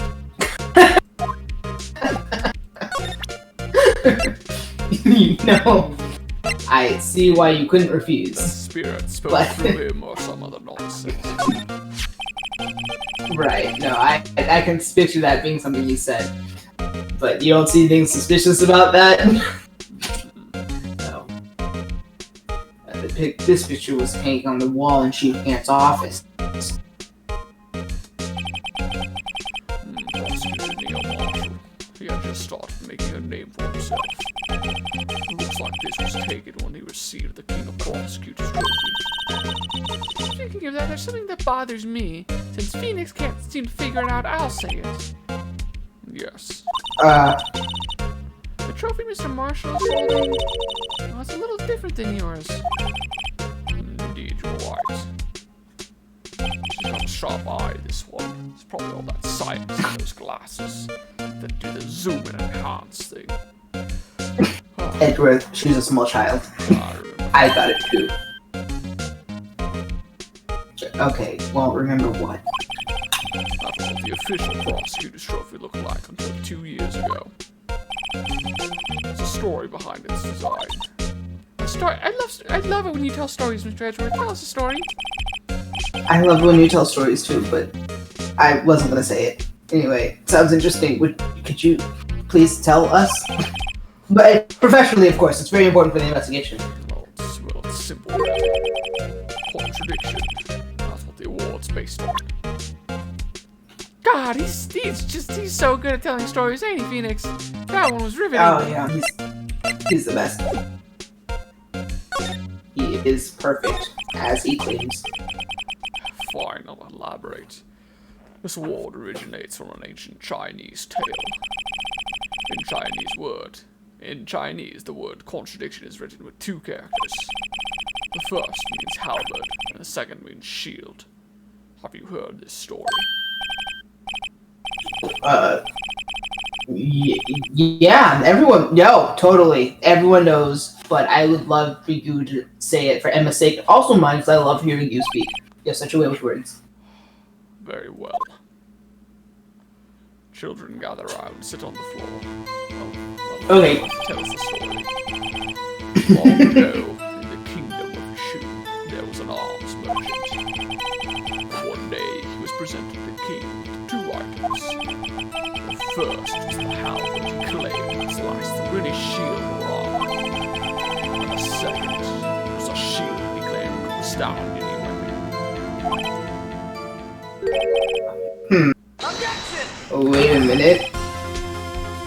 Those claims contradict each other. This is what I'm good at. No, but I'm still sitting here cross-legged, crisscross applesauce. Well, you tell the story. Alright, haven't you, big child? Let the little child try and figure it out. Right, sorry, I got excited. I heard my theme song playing and I really into it. As you mentioned, the very descriptions of these items discredit them both. The king pointed this out, the merchant was left speechless. And thus the child was of contradiction as well. Wow. Oh, I see. So the chipped shield and broken knife symbolize... Precisely so. They symbolize the merchant's items. The ancient tale ends with the merchant at a loss for words. But it's in our nature to pursue matters to their conclusion, even if it results in something as ugly as this. Wow. Thanks, Mr. Edgeworth. I learned something new today. I love it when you tell stories. Also, that's funny. If that's so, then why were you only given a shield? You'll have to ask Chief Gaunt. Oh, I would rather you tell me. 2 years ago, he had the halberd part of the award abolished. Chief Gaunt, why is he suddenly against violence?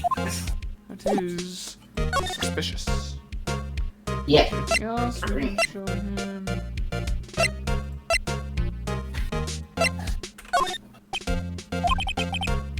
Right, please, I'm the prosecutor on this case. You don't expect me to sit here and discuss the case with a cup of tea. Blah, blah, blah. That's right, Miss Ware. She told you to say no. Very stylish. She's like my sister. The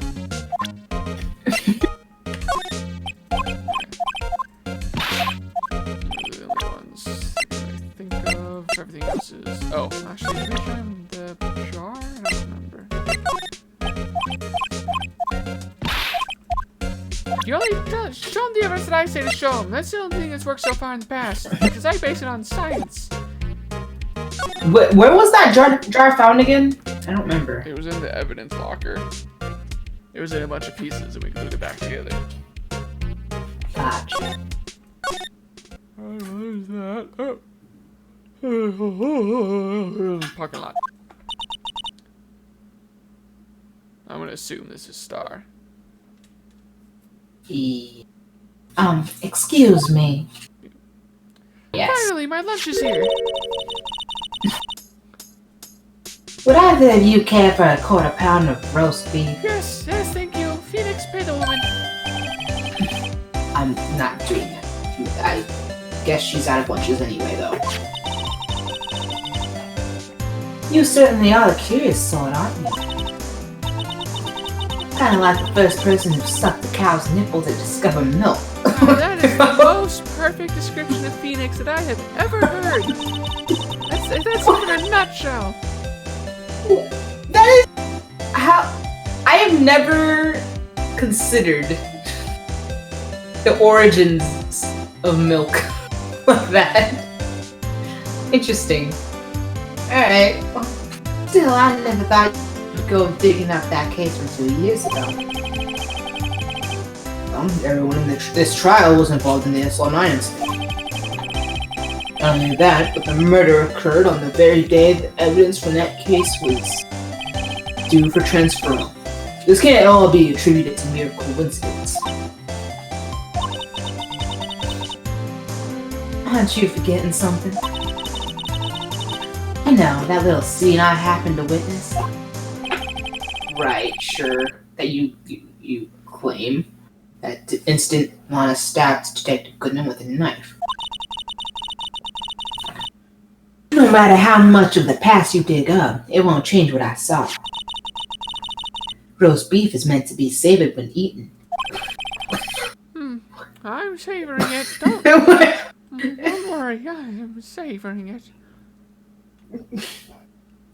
Miss Star's hatred toward Lana.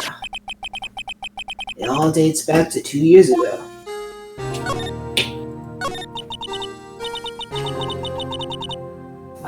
Joe Dark. That's a name I'll not soon forget. Well, we keep forgetting it. We keep calling him Drake. Yeah. We trailed him for half a year. Oh, pressure. He got away for half a year being that sloppy. He killed all the witnesses, though, so he would have. Yeah, and he did. We know it was he you. said it wasn't actually that sloppy. He said that they said that he never left behind a shred of evidence until the last one. So I guess, but still, it sounded like I just cannot believe me being able to get away with murder that happened on an accident and just being that good at it, and then proceeding to kill everyone who would ever know, and still not slipping up once for 6 months. But still, I don't think I was ever more alive than I was then. Those days were steamier than a bowl of hot gravy. One, please. So I knew it. So you did sleep with Marshall. Pole-shaped Marshall felt must have been going through hell. Yes, because of his brother's death. Well, that didn't happen till the end. Yeah, well, okay, she's talking about that. But they were close, those two. After Neil died, something took over Jake. He became obsessed. Seeing Jake like that made her all the more desperate. Her being Lana Skye, yes. My sister was intellectually interested in Marshall? But he has so little intellect. Sweetie, no. Everyone knew she was dating that Mia Fey girl. Anyway, the best of the best were put on that SR9 case. Of course they were led by that legendary duo. Almost as legendary as her and Mia. She can't. Wait, dating? You mean intellectually? Oh, you poor sweet summer child. That other legendary pair was the reason we were able to keep up our investigation. That's why we were so shocked over how it turned out.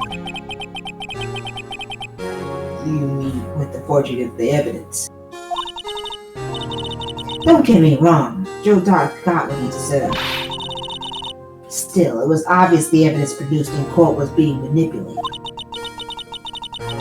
Items our team never found would suddenly appear, while other items were kept secret. But you don't have proof anything illegal was done. Proof enough of what happened. Oh, you're an illegal. Oh, God. After that case, all of us save Goodman were relieved of our duties. Most without even so much as an explanation. Then Lana Skye transferred to the prosecutor's office and became chief prosecutor. I always wanted to be a prosecutor. Nothing's quite as simple as it appears. Huh? Lana Skye was merely being used as a pawn. That's my take on the matter. You have a shit take then. Considering all your negative opinions on Edward, I'm inclined to agree. But what's this about she was being used? Damon Gann and Lana Skye. Gann led the investigation, with Lana second in command. They were the best. They solved all kinds of cases together, didn't they? Damon Gann's magnetism in particular was almost so unreal, you could almost say it was supernatural. Oh, I'm starting to see it, yes. I completely understand. By that I mean his ability to attract evidence. It's like I can see why he was the leader of the most famous cult back in the day. He produced the most incredible evidence in the cases he handled. Incredible evidence, you mean? Oh yes. There were rumors about him even back then. No one dared confront him though. Okay, so I'm starting to think that the whole falsifying evidence thing was his thing, and then Lana found out, and she was like, I know you did this thing, and he was like, well, I'll keep you quiet by transferring you to the prosecutor's office, like you want. And maybe that's why she's taking the blame, is because she's blaming herself for not doing something about it sooner. I'm gonna take. She's talking about the forged evidence. Back then, everyone looked up to Lana. All the detectives wanted to be like her. Really? My sister had a harem of people intellectually interested in her. And I hope I get that kind of respect when I'm a scientific investigator. Oh, yes. And yes, myself included, intellectually, of course. I was fooled, really. She hated anything crooked and always watched out for the other detective. Yeah, I guarantee this is not something like the kind of lady you're hearing about. That's why she was so concerned for Jake. Mr. Marshall. When Jake's brother was murdered, she felt as if she had lost her own brother. If it wasn't for her, I don't think Jake would have ever recovered from the shock. That's what makes it all the more infuriating. Star? That's why I'll never be able to forgive her. Why did she have to turn so cold after that? So my sister took your man right out from under you and then discarded him on the side of the road like the bad bitch she is. And you took that personally.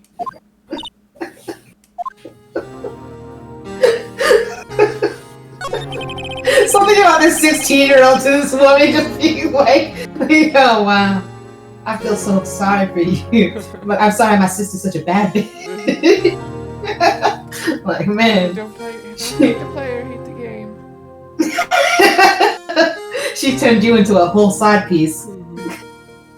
Yeah, you might have been an appetizer, but man, she was the main course. Once Jake realized what he could have, he was so unsatisfied with what he did have, and he just never went back. No. C'est la vie. Phoenix, pay the woman.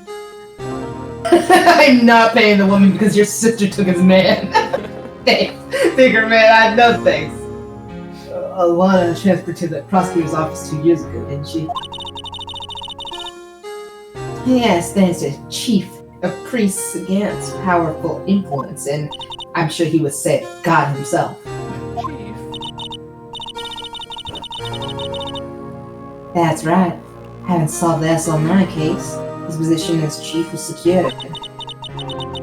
There's only one thing left for him to control. The masses. What did you say? The masses. The masses? I thought you said the madness. And I was like, oh man.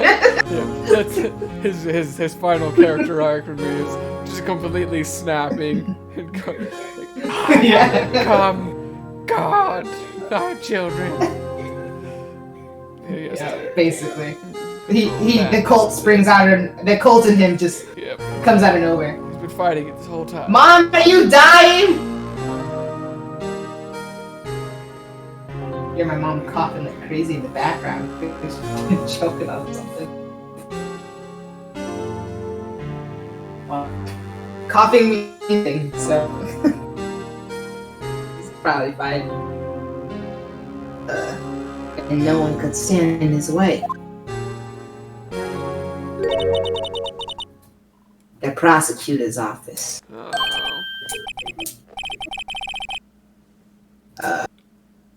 That's why Lana was transferred. I mean, I had a sinking suspicion already, but if he could control the chief prosecutor, he could control the prosecutor's office. That must have been his goal all along. But how could he control Lana? Lana wouldn't let anybody control her. Yeah, as we've already established, she's a bad bitch. Exactly. I don't know. But one thing's for sure.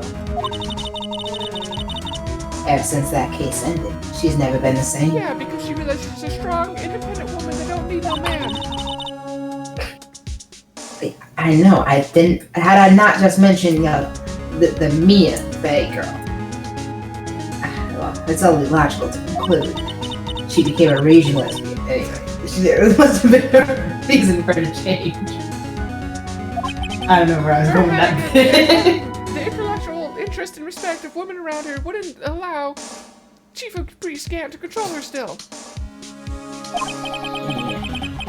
At last, I'm finally getting close to the bottom of this ugly mess. Thank you, Miss Star. You listen to me, Rookie. Oh, jeez. Did you just bump into something? Was that what that thud was? I think so. no. Oh, wait. I don't know what it was, actually. But I think it was him bumping in the door. It takes more than just ingredients to create fine cuisine. I hope you turn out to be a better chef than I've been. Me too. Thank you.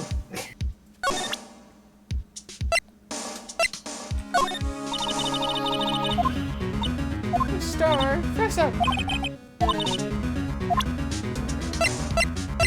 don't know if we're gonna get anything else from Yeah, we might not be.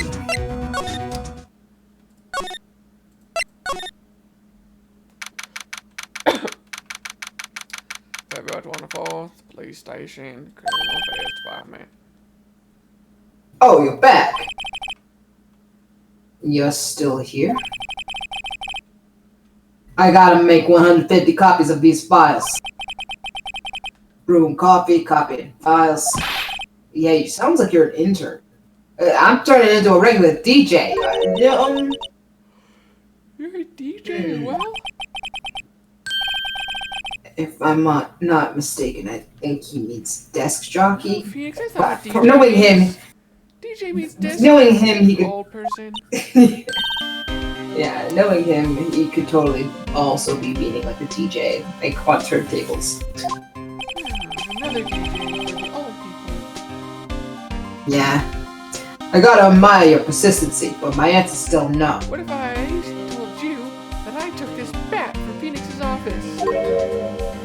Nothing? Emma, no. You're not allowed. That also does not belong to you. It belongs to my other private daughter. I'm not letting you in the chief's office, period. I'll be back. It'd be my neck on the line. That's the sacrifice that Phoenix is willing to make. I'm not. She doesn't speak for me. I like you. I don't want to get you fired. Oh, I'm That telling office is- Edward. Yeah, I'm not allowed to have friends. God. Imagine if I got that way with all these friends he was with back 2 years ago, who I guess are now throwing him under the bus. But still, it's all that Chief of Priest's fault, so it's fine. Ugh. Now this is the last crime scene in the Essel Mine incident. I have to get into that Chief's... Ugh. I gotta get in there. Oh, looks like we have to go through my idea. Maybe something you can do to make the detective change his mind, or I could just stand on your shoulders and climb in from the outside. You are not standing on my shoulders. What did we learn? What changed? The shield? Oh, that is what it was. Yeah, that changed. Didn't some of the evidence change too? Was the autopsy? I think that one. Or did we learn that? Where did we learn that from, Gumshoe?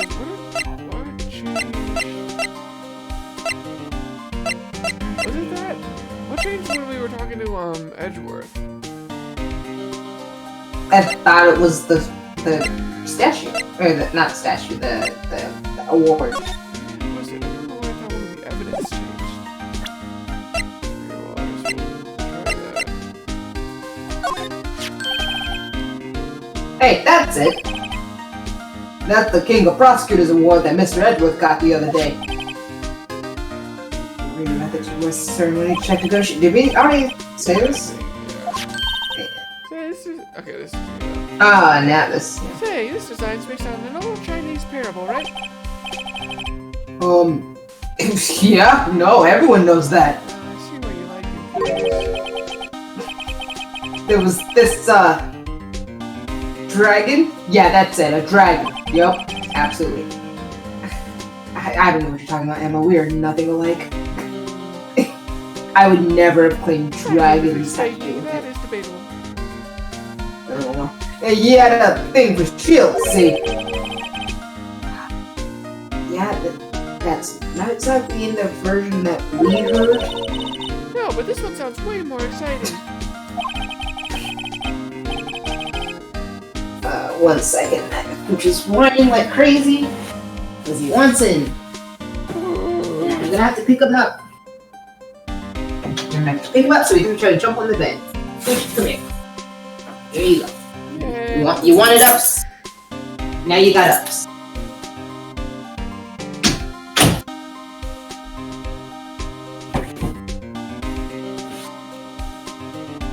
That's right. Make yourself comfortable. Good, Pooch, good.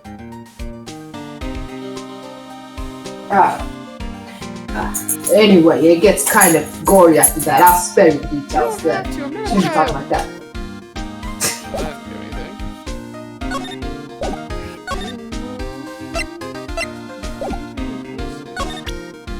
Should we go back to Lana? Now that we kind of talked... We had the little thing that... Oh, that's not what I wanted. Where it had him do the little, like, entrance thing again. That's true. About this... Yeah,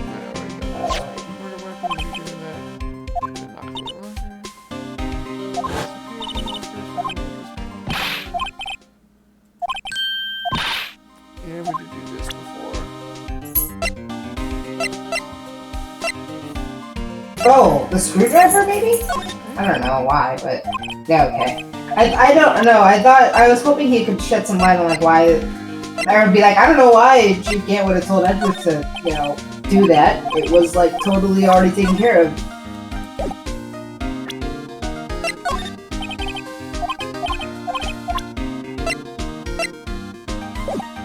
What else you would have to... We went. We talked.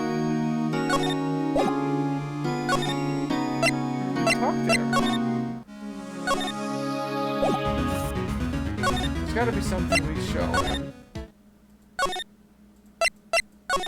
Let's go down the line. Detective, here is my attorney badge. Alright, and now you let us into the office. Wish I had a badge. Maybe one that would let Gumshoe. Draw me here.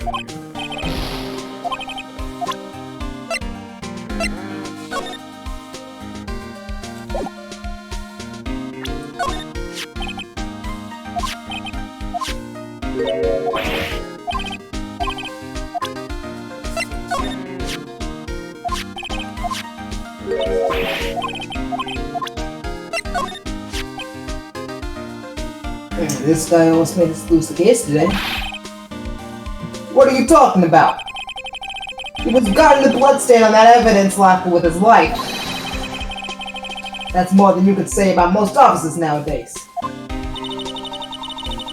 there's a lot of trouble with getting guarded so well. I have to admit, he's right though.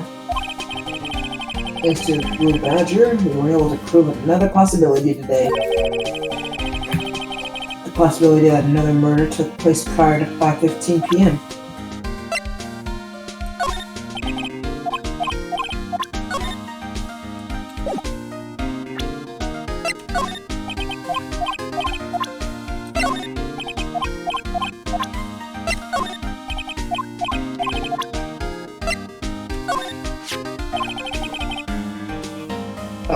Anything you can tell us about it? That Miss Star is quite the lady. Well, I remember it was winter. I was 16. She was the only one who ever got me to talk about what happened. How old does this make Miss Star? 16? That's all I am now. And now she was like in his 60s.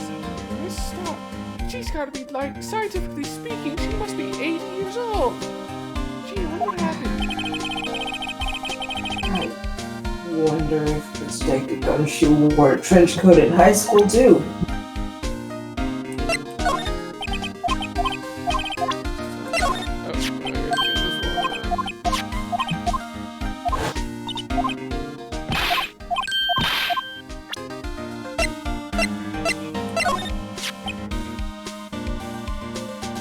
That's the ID card record, isn't it? Yes. Okay. There's only one number left to investigate. At 4:20 p.m., the victim, Detective Goodman, must have entered the evidence room along with someone else. Someone with an executive officer number.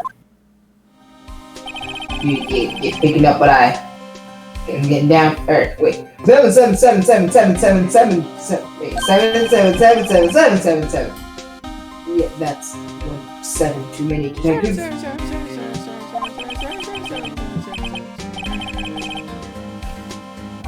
Executive officer. I might just have a hunch, you know. Do it. Dang it.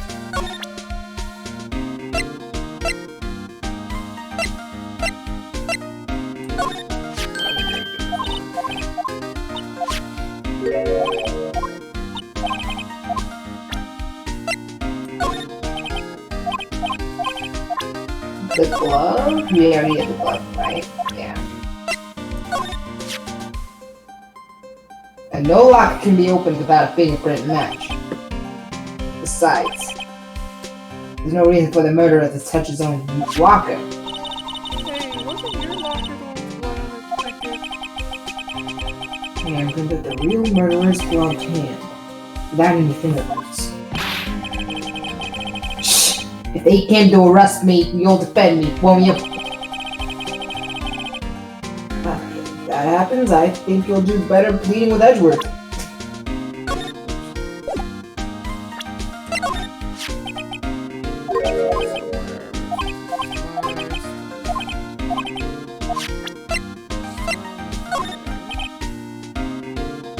I can't believe an Officer Marshall would do something like that. You know Officer Marshall? Of course I do. He was like a mentor to me. When I first started out, he even gave me a small cactus. Really? He said, Dick should listen to all your troubles. Help yourself. Detective Gumshoe, just do a cactus. Hard to believe he's just a patrolman now. Someone ought to trade places with him. What? Why are you looking at me like that? No reason. Oops. Should we try talking to him again?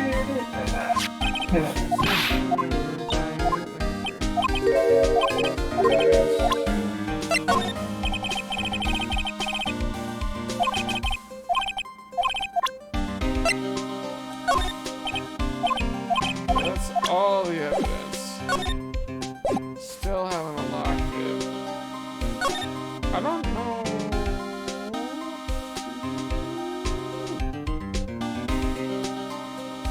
Wow. Well, we haven't had to use a walkthrough yet. At least I don't think so. Not that I can remember. So, well, that's not it.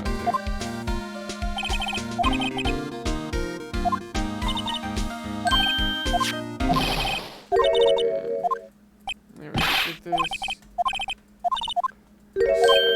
Oh, talking to him is what changed the evidence thing. I think that, okay.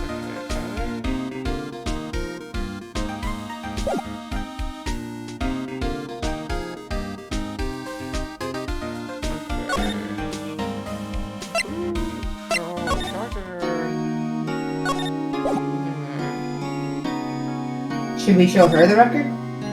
She, I don't think she's gonna say anything to anything. The record, you mean, this one? Yeah. Yeah, I feel like she's just gonna say that to whatever we show her. She was gonna be this unhelpful that she shouldn't have dumped us with a stack of files.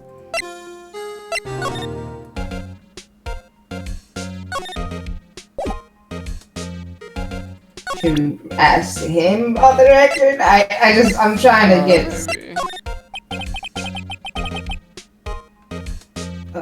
see, that's... I'm thinking this case is designed to cast doubt on me. Hey, don't look at me. I would never cast doubt on you. Unlike everyone else who seems hell-bent on saying that you knowingly did it. Yes, I went into the evidence room on the day of the crime. Chief Gant asked me to do something. Take evidence from a case solved 6 months ago back to the prosecutor's office. Oh. Well, I have a locker in there as well. Did you get something? Figure something out? I might have noticed something I missed just now, yes.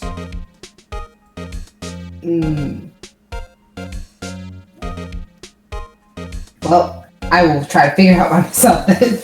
Did you notice anything amiss when you were in the evidence room? That room's always dark and I was in a hurry. I didn't see anything out of the ordinary. When it changed between him and my, a little sprite change, I saw that was behind him. When it was trying to change between him and Maya? Yeah, like when the sprites changed and did like a little fade in, fade out, I saw the paper on the floor. Oh, gotcha. You said Maya, you mean Emma? Oh, I mean, yes, sorry, Emma. And then you made me say Maya. Sorry, It's okay. sorry, I meant Emma. Discount Maya. Maya yes. Maya Light. Maya version beta. I wonder what he was writing before.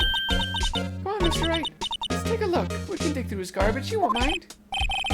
Hey, crazy, Edward's sitting right there. Also, he's just started to like me again. Yes, I know we're married. Distract him. I'll check it out. You should be able to do that, right? Here I go, sneak in. I don't think you want me to distract. I can't distract him the way I normally would. Alright, hey, Edward. Hey. Is that Detective Gumshoe out the window there? Oh no, he's falling to the ground. Oh my god, I thought it was going to be either you or me launching ourselves out of that window. It was Gumshoe the whole time. I would have never expected. I know. It's what you expected me to say, but hold on.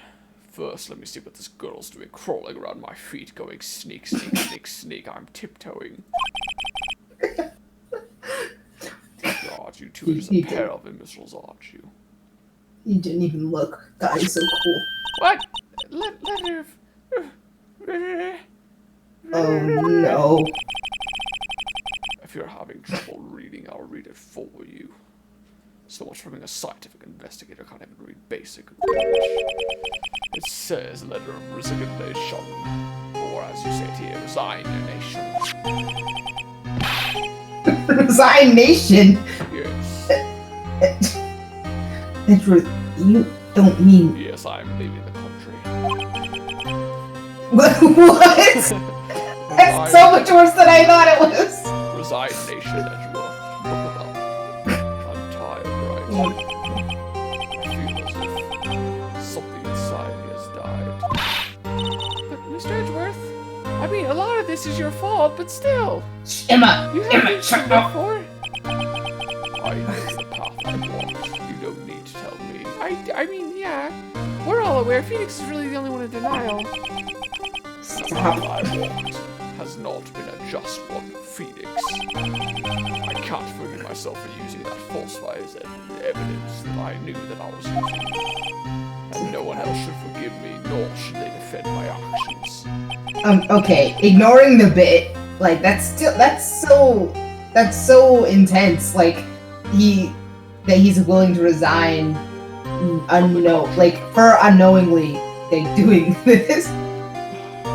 I mean, I guess he's he's just yeah. He's no one else is harder on Edgeworth than Edgeworth. So yeah. Oh boy, I think he's serious. I've never seen it like this. Quick distraction. Please, you have to do something. He's going towards the window again. Oh, okay. I just grabs onto him and was like, "You can't. You have so much work. I won't let you leave the country. I will. I know you would hate it, but I will totally run. I will do an airport scene. Okay. I will run to the airport and stop you. You've convinced me. I'm staying no on anything but that, please." Yes, good. I would propose all over again. I would in the middle of the airport and you'd be like, "But we're already married."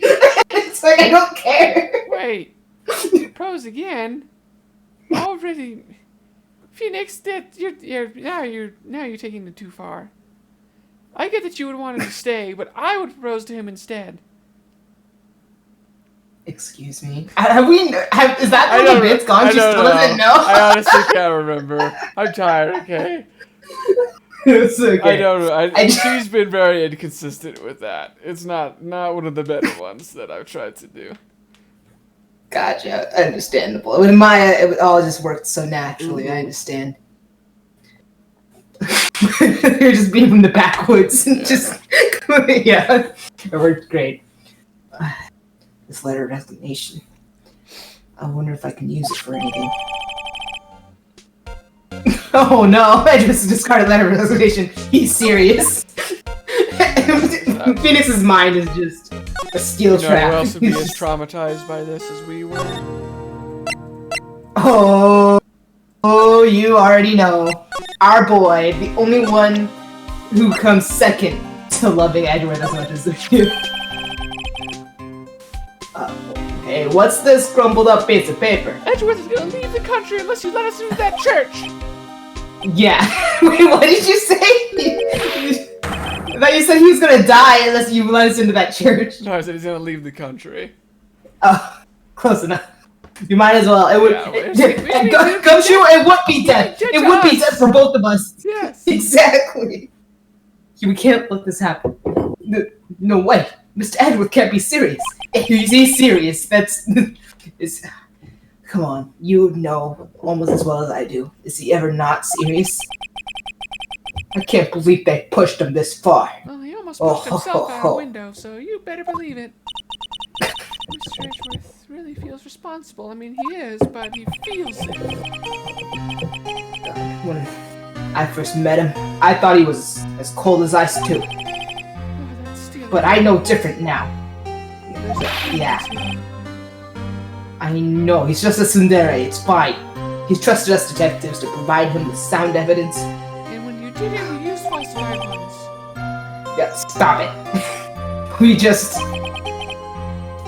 betrayed him. I gave him falsified evidence. We detective did it. He didn't. That's it. I made up my mind. But no, you said he couldn't have. You said you never would you do it, you said. Here, take my ID card. Okay. Emma, slow your roll. We can't do that if someone found out. Going up the stairs. They wouldn't let you off the hook with another lost item report. Look at me. It's no secret I'm already out of the loop. After all, I'm friends with Edgeworth.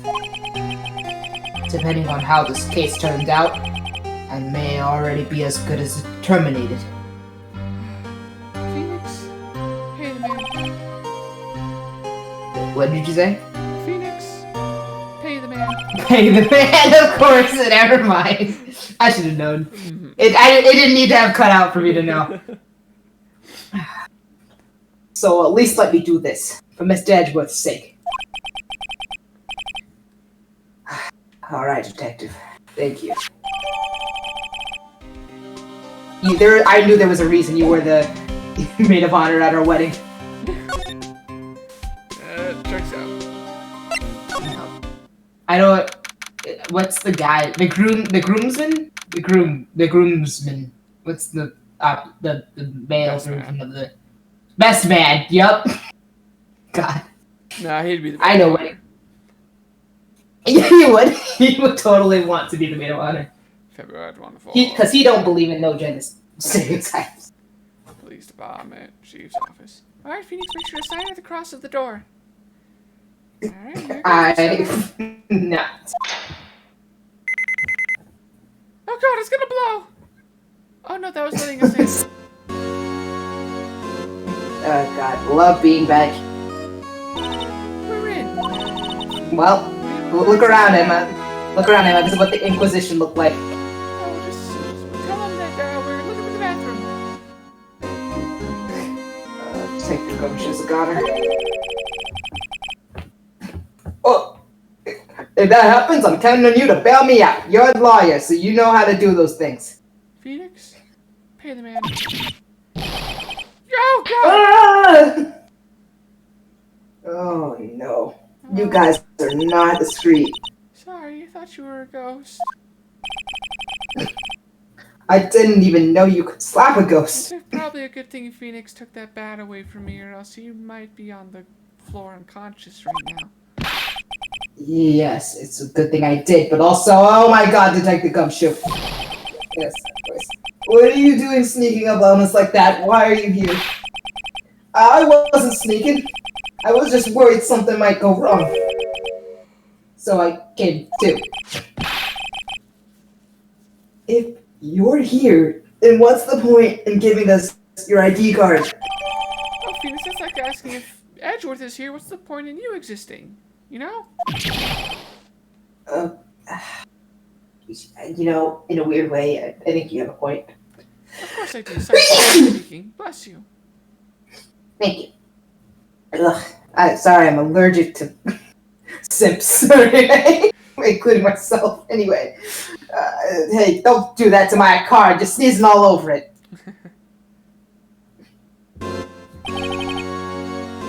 I hardly ever get a chance to come in here, so I figured I'd have a look around myself.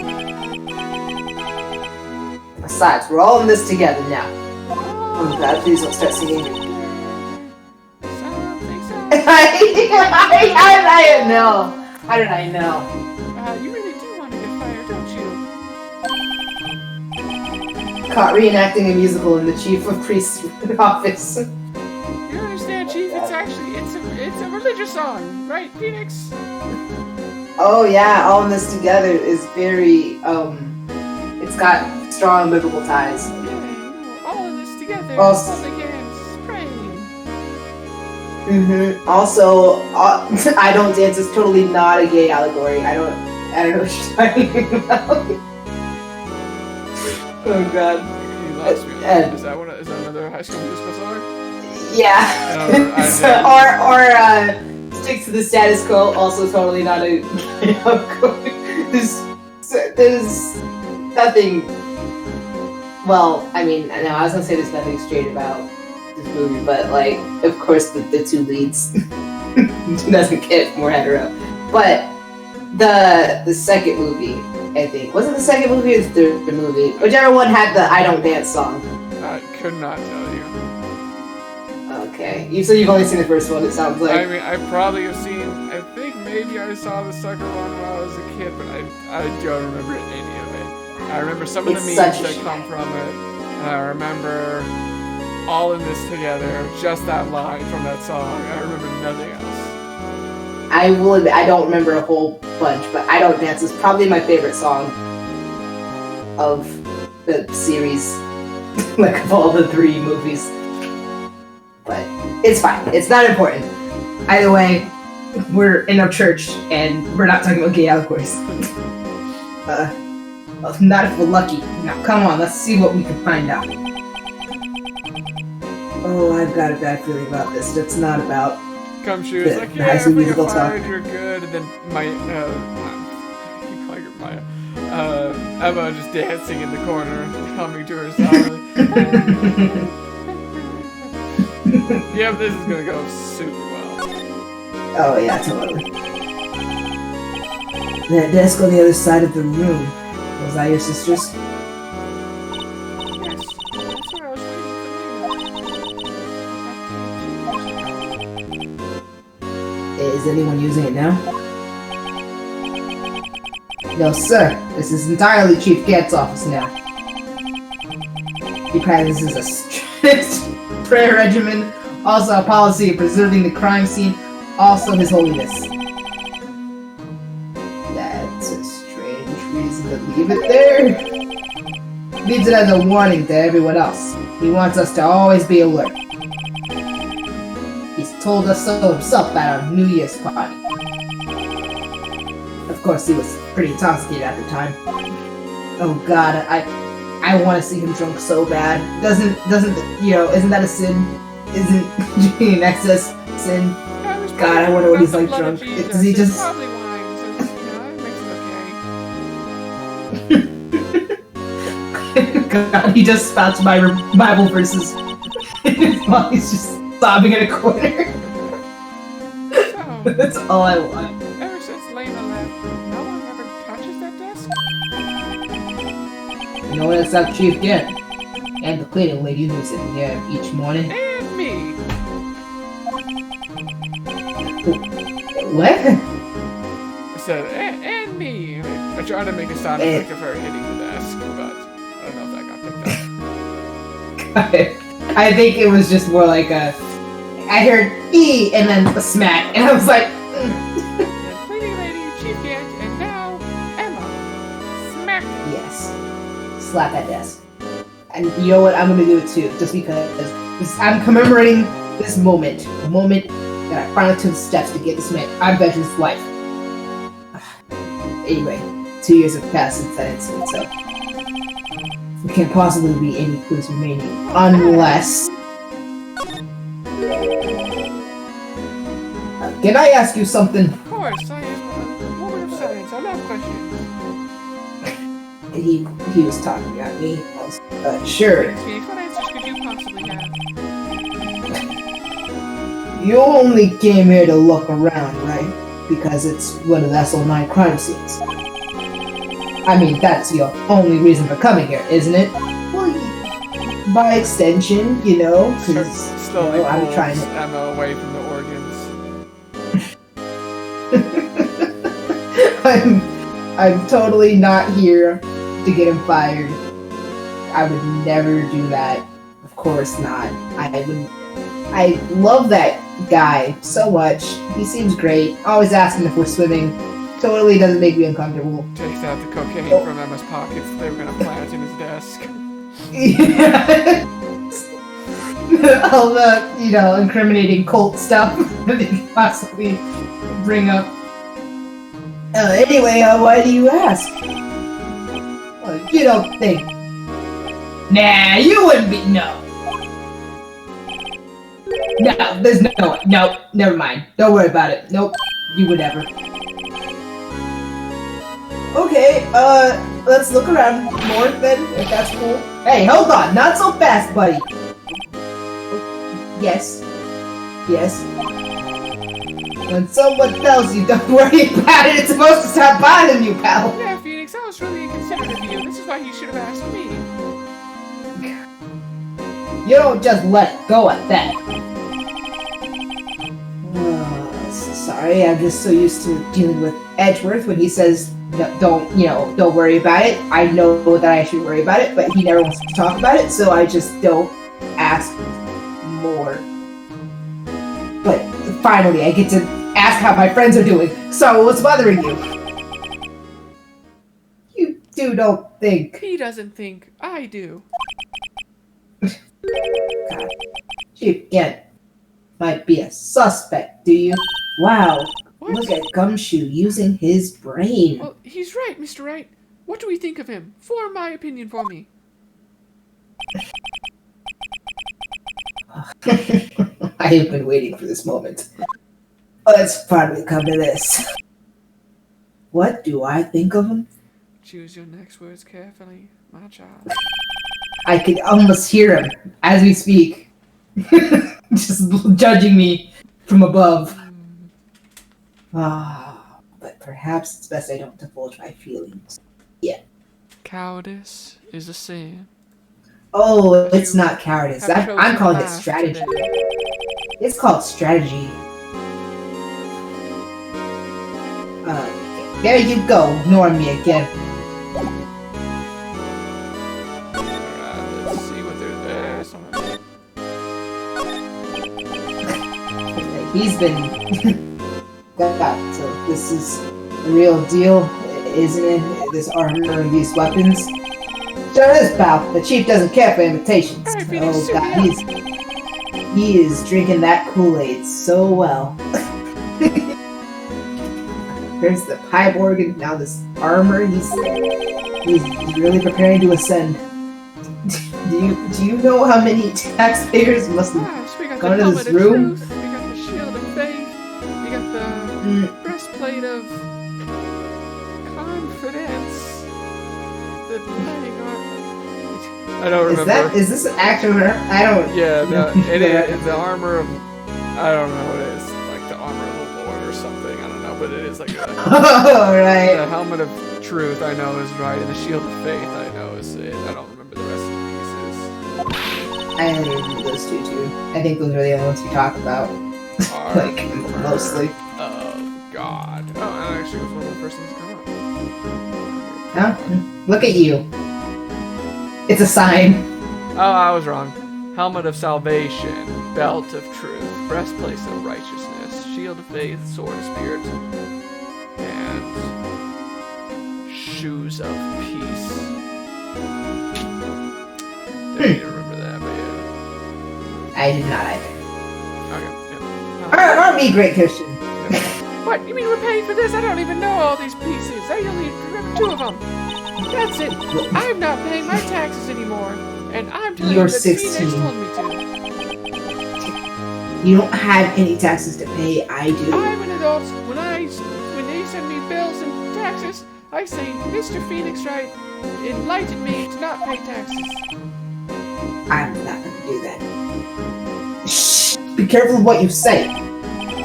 Who knows? The chief may be hiding in this armor we speak. Oh god. I don't think he fit it there, but also that's a very uncomfortable thought. Also, I totally thought, like, I'm not gonna lie, I thought this was gonna be a moment where, like, he actually does slip in. He's totally suspicious. We gotta stop him. Let's get rid of this guy. And then Chief Gant would show up out of nowhere, and then we'd all end up on missing posters or something. I don't know. It seems like every time we, like, have a hunch about the bad guy, we always just dive headfirst to accuse them, and then it gets us beat up. But I guess with Gumshoe here, there's less of a chance of that. And I don't know. Maybe he's learned from the past. Let's hope. Stop scratching your cone. Leave your cone alone. Cut it out. You guys don't know how scary that guy can be. Oh, I do. That's why it's my job to get rid of him once and for all. Wow! Look at the size of Chief Gant's desk. This is hand-carved mahogany. Yeah, do you think he's compensating for something? Also, I do appreciate the Dragon Ball Z reference. Speaking of that, when we were here earlier. Oh, it's you two. Chief Gant. He put that paper he was reading in his desk. Oh ho ho. Quid pro quo. I wonder what he was reading. This looks like a list of evidence. Oh yeah. List of evidence. Excuse me. Edgeworth was like, this evidence is only half as long as it should be. Yeah. Here's the other half. That's what I was talking about when I was like, we had it. Ha ha ha. In most cases, the list runs twice as long as this, though. Hey, look at that case name. Huh? SL9 incident. I wonder what this is doing here. And then this is where he shows up. He's like, I would like to know what you two are doing here. I'm just waiting for him to jump scare us. Teleport behind you. Nothing personal, Yep. detective. Nothing personal, my son. So, yeah, so the kid, my child. This is nothing personal. Hold on, Detective. What did you just say? I said, I wonder what... No, about the evidence list. Normally they're twice as long. Oh, that's right. I guess there wasn't a lot of evidence. Half-size list of evidence. This list of evidence seems too short. Most lists were twice as long. Oh, my perfect man was right all along. Oh, with the other half list to be doing here. I knew it! The chief must be hiding something about that case. It would appear so. Evidence list added to the court record.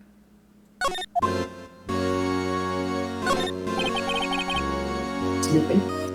This is safe, isn't it? Safe. That word is ripe with intrigue. Okay, if you say so. Looks like a code needs to be entered into account to open it.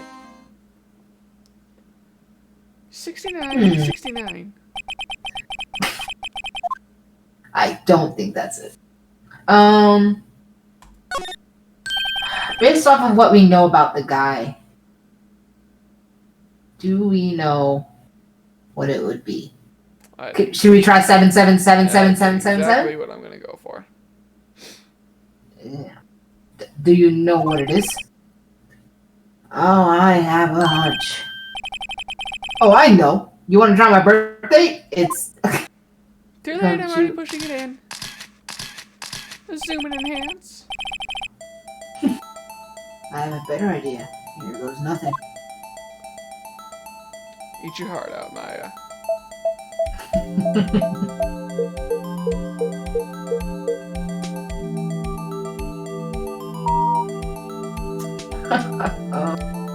Maya, once again, under a waterfall. This isn't good enough. I can feel that they don't need me. I need a bigger waterfall. Wait, why did you say eat your heart out, Maya? She's our lock picker, our safe cracker, our pickpocket. You're right. I was just thinking, yeah, she would take a bat to it, but... Well, she also did she hacked, well, she didn't hack, but she was like she opened the one with the parrot and stuff as well. She was all about opening and cracking that safe. That's Can't right. believe you forgot She had help though, so that's why it just didn't really seem applicable. And bango. Wow, what number did you enter? Are you a hacker? Who was that, pal? It was 77777. Wait, 777777777. There's one too many sevens. But the final ID card number is on the thing. What? ID card number on the thing? Yeah. Remember the mysterious executive officer who entered the room that day. Oh, God, I bet that guy's Google passwords all yell at him for using it different. Don't use your ID as your password. You mean 7777777? That ID number? I think you're 1-7 shy this time. This can only mean one thing. The Chief Gant's ID number. I never trusted Psych. Anyone care to look inside? You bet. Is there any money in there? How much does he have stashed away? Look, it's the final piece of the vase. Interesting. I don't know. A shard from a broken cup. Somehow looks familiar. Where have I seen this before? I wonder. There's something else in here too.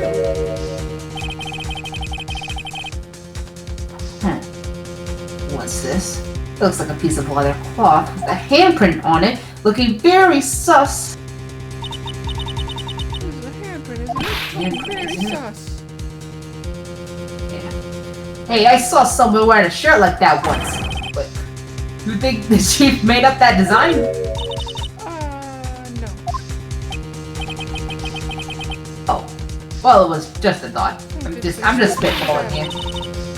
Is that it? This was all that was in that safe? Where's the money? Where's the strippers and hookers and booze? And drugs? You are 16. I'm not a child! So, it's empty now. A piece of cloth with a handprint on it. And a broken shot from a cup. They look like pieces of evidence. Yeah, but unless you can prove they have something to do with this case, I'm afraid I can't just let you take them. After all, it's my neck on the line here. That's a sacrifice Phoenix is willing to make. Well, I'd have to prove their relevancy to get them. It's okay, we're used to this. How are these two items related to the SL9 incident? Come on, there's gotta be something you can show the detective. Alright, so put them together. Well, I'm assuming you're gonna show him. Oh, the picture? Oh, sorry. That works too. Detective Gumshoe, can you look at the thing? Sorry. Oh, I remember. I remember when the three of us put that back together. Oh, those were the days. Yeah, it was yesterday. Yeah, it's kind of really to be nostalgic, but also I get it. His neck's on the line. He thinks he could be fired at any moment. Isn't this jar just evidence from that case? That's right. One of the shards had an SL9 incident sticker on it. Doesn't this ring any bells? You know, that fragment we just found? You mean this one? That was in the safe? Yes, that one. That was in the safe. You can do it. I see your neurons firing. Oh! Now that you mention it, it's ringing a lot of bells! He does have a brain in there. Oh, I knew it. He's not the Scarecrow. After all. Here, let me see that shard. I'll take a crack at this. Go ahead, pal. Show us what a rookie can do. Well, Wright. thanks. Here's some glue. Let me open up the 3D simulation. Gotcha, thanks. I mean, I'm a rookie investigator, but this is looking great for me. If I can piece this together again, it'll prove Chief Garrett was knowingly hiding evidence. Here goes. System on. Bam. Oh. Bam. Which made it fits like a charm. That of course means the Chief Garrett willingly and knowingly hid a piece of this jar in his safe. Like how Edgeworth willingly and knowingly used falsified evidence in court. I'm gonna ignore that statement. In other words, he concealed a piece of evidence from the SL9 incident. But why? Hey guys, get a load of this. What is it? This piece you just attached. It's different from the others. Hmm?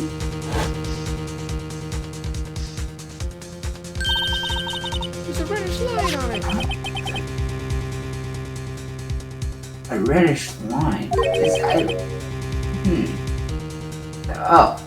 Okay. I thought... For some reason it looked like it could have been like a Chinese character or something, but I think it was just the brushstrokes. It looked like brushstrokes instead of just splatter.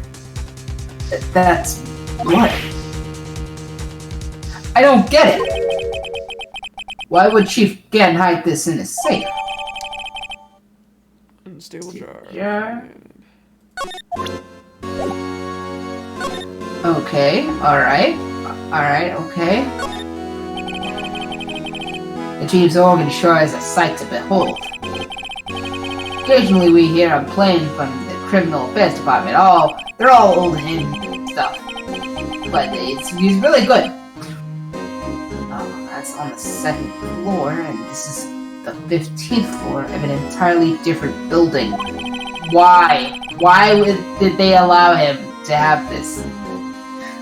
When a detective screws up, the chief calls them to his office to play for him, and so he can repent. Make them listen to that organ for hours. Oh my god. What's so bad about that? Music soothes the soul. I used to play these in kindergarten. Then detective can't hear anything for days except for the ringing in their ears. Huh. So it's an instrument of punishment. Literally fitting, considering his religious background. But aren't the chief's ears affected? Oh goodness, is he protected by the power of God? Oh. Oh no. He never listens to anyone anyway. It's fine. Wow. Got him. That says the point, but also that says a lot.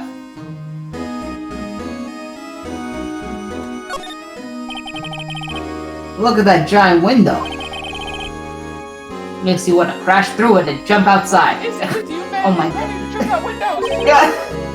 Gosh, you too? This is the 15th floor. I know, I was just saying.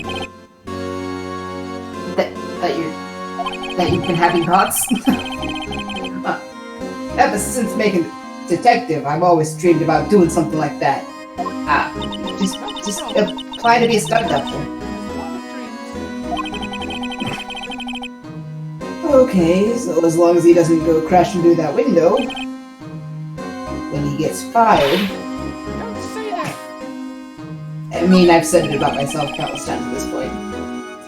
Oh, these shelves are mostly empty. Lana must have cleaned them out when she transferred over to the prosecutor's office. There's a small picture frame on the left shelf.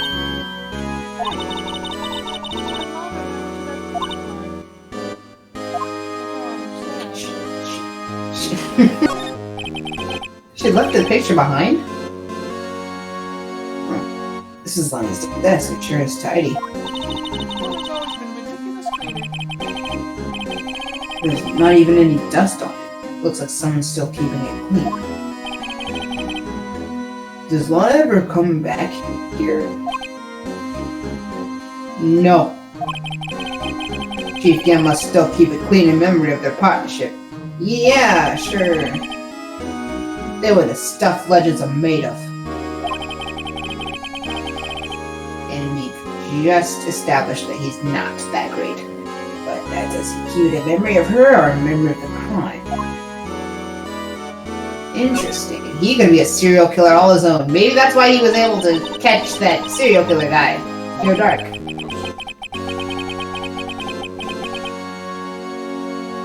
It takes one to know one. The day Joe Dark ran after questioning him and tried to kill him.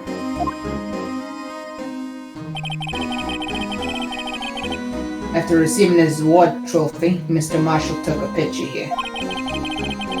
They went along with Chief Gant to question Dark. I bet he never knew he'd be dead just a few hours later. Gee, you think?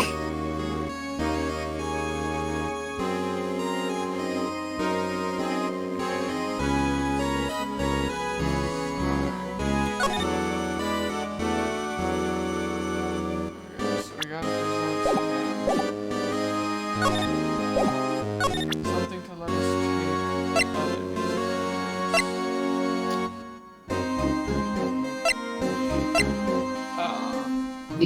The other piece of evidence? Yeah. Oh, the handprint? Yeah. Maybe the locker? Evidence locker? Let's see what it is again.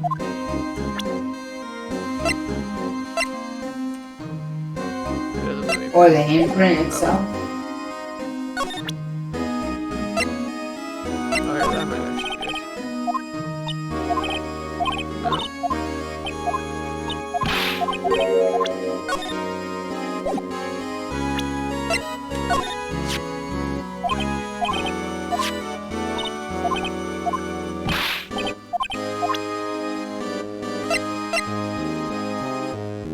Why why wouldn't he have a handprint or a cloth with a handprint on it? Is it because he was sneaking around?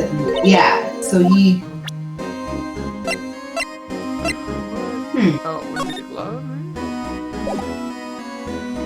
Maybe.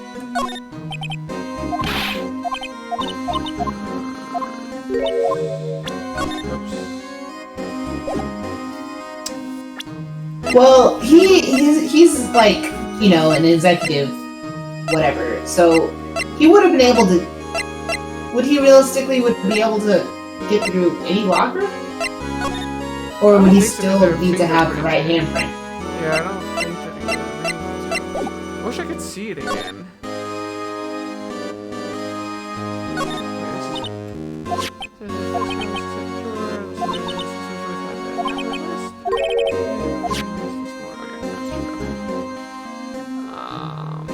We gotta be able to present something to get him to let us have that other half. Alright, take it over, I gotta go to the restroom. Sorry. No problem.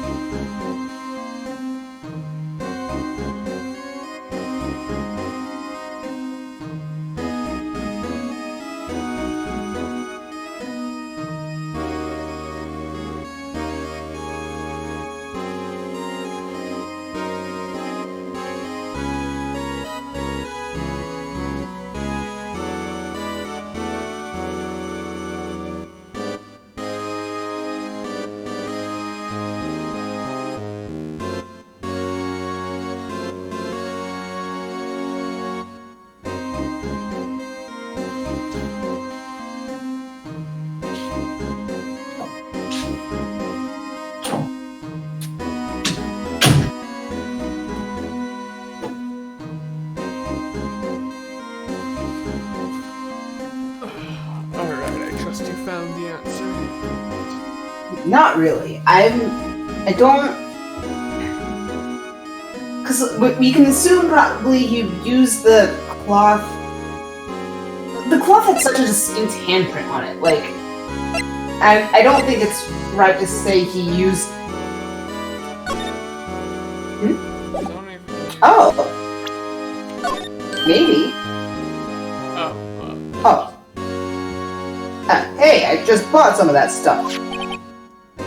I can go around detecting blood traces too. Wow. Is that a new type?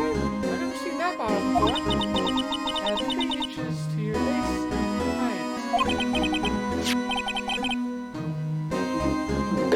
height. Let me see that. Let me see that. Moving tall. New and improved growth formula. You. What's. What?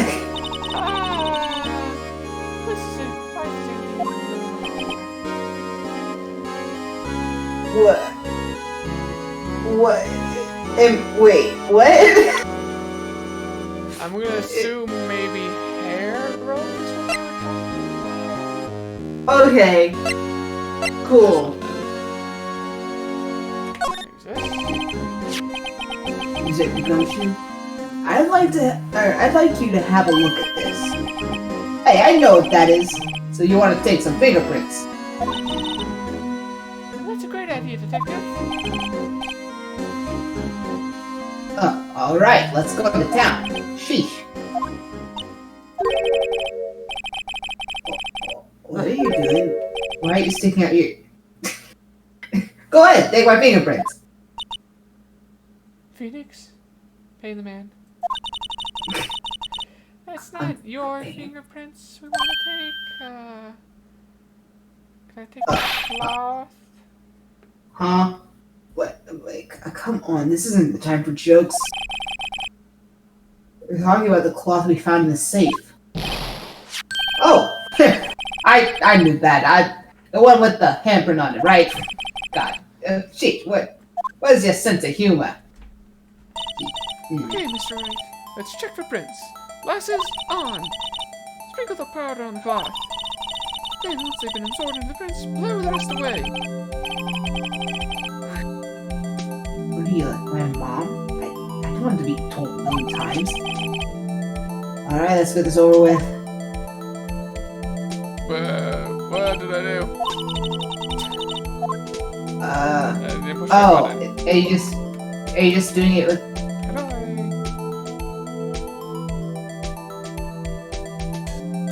Oh, that's how I do it. Okay, I got it. I forgot how to.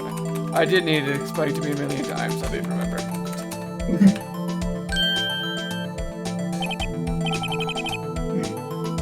I gave it my best shot. That kind of result won't be any good for matching prints, will it? But it doesn't look like it will get a clear result from this print. Alright, let's try another finger. Okay, so which finger looks the most... Is it the middle one? Yeah, that's kind of what I was thinking.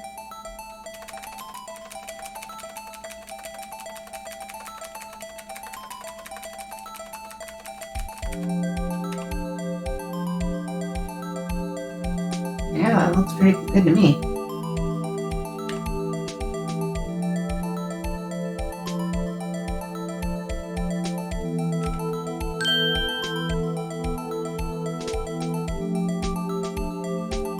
Alright, so...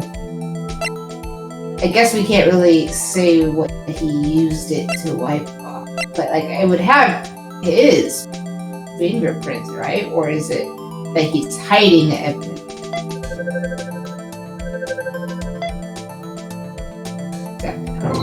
Alright. So if he was hiding evidence, we can assume it might have belonged to...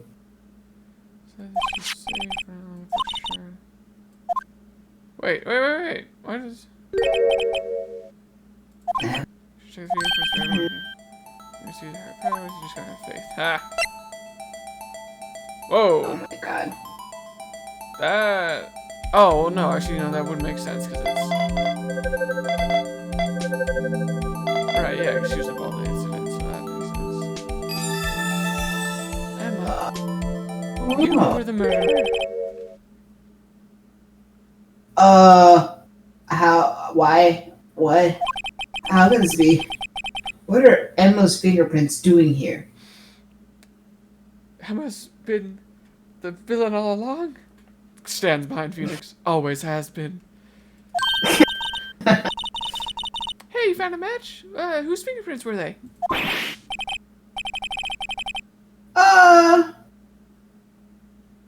Phoenix, The what are you prints doing? are too old. Apparently. They aren't clear enough to get a match. Scientifically speaking, that's not how that works. Shucks, I thought they'd be darks. Hey, you. Over here. What's going on here? What are kids' prints doing inside the chief's safe? Don't ask me. Let's keep this information from Emma for now. Hey guys! Why are you whispering on the other side of the room?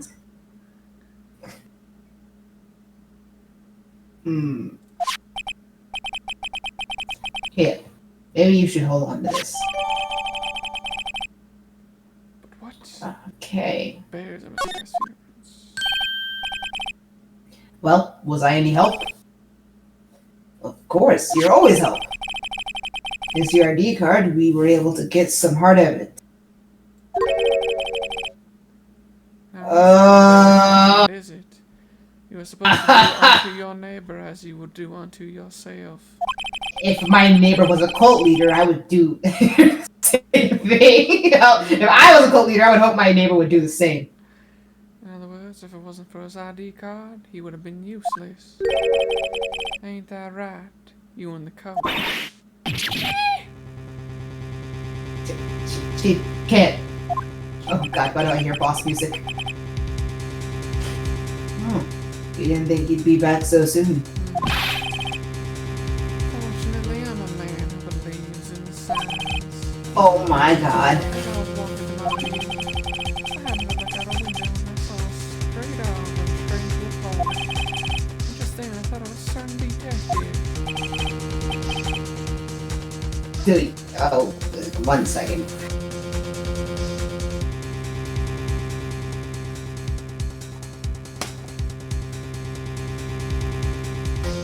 Dude, me, sir? Man, I'm afraid I'm gonna have to ask y'all to leave. Yes, sir. Sorry. Phoenix said it was okay. Oh, you in the car? Me, sir? Drop off your ID card on the way out. You won't be needing it anymore. But, sir. No, I can repeat myself, my child. Now get out. Yes, sir.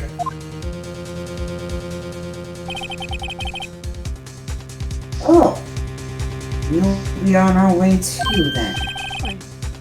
You would want out the spike. You don't go anywhere yet, my child. Me? Sir? Oh. I'd like a word with you. Just you, me, alone. But sir, I'm not a licensed scientific investigator. You, with the spiky hair, leave us. Yeah, I'm gonna say for Mr. specific. I'm gonna say there's specific history reasons that will not allow me to let you, a religiously affiliated man, Oh, look, along with this being minor. rushed right out my door. It seems that this is what the divine desire. Oh. Look, pal. I've told you once, I've told you 1,000 times. The chief's office is off limits. But no, you just had to go sneaking in like that, didn't you? I thought you said you didn't care anymore if you were fired. Also, the person you work for, clearly guilty of something. Yeah, but if I knew it'd be like this, I never would have said it. Now that I've seen the evidence Chief Gant was hiding in his office, I think I'm finally starting to get the picture. I think he's trying to frame Emma, and he needed her prints. What? This is a really weird way to go about framing Emma, though. Well, I guess. I mean, I don't know. It seems like there's way too much else going on to try and pin it on her for some reason. I don't know. I think it's because they're kind of they want to go the route of maybe like he was trying to kill her and Lana, no one else was in the room. So I don't know. I'm spitballing. I thought it might be like another case of like Edward's dad situation in the elevator. Like they think because they made the whole thing about the light went out and no one knows. There were just two bodies laying there. So maybe, or maybe not. I don't know. Why has she kept eerily silent about it all this time? Anyway, you listen to me. I want to try to smooth things over with the chief again. Later, pal. Oh, okay. Alright, cool. After that, I heard from the police. Heard from Emma. She said the police wanted to ask her some questions. So she'll be busy for the rest of the day.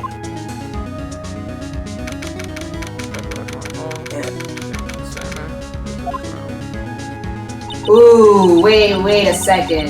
So you were saying...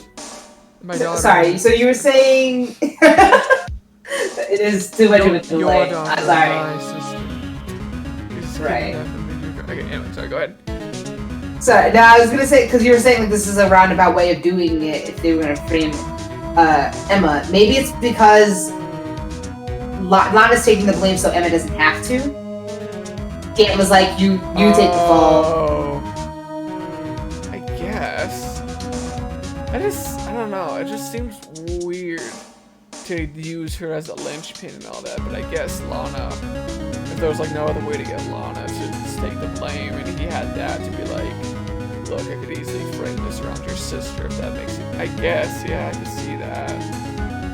Yeah. I mean, it would track with why she's being so determined and like, I did it. It's like every chance she gets. Yeah, that would explain her a bit of that for sure. Yeah, I mean, she did say like her hands were tied either way, so like that's all I see right now.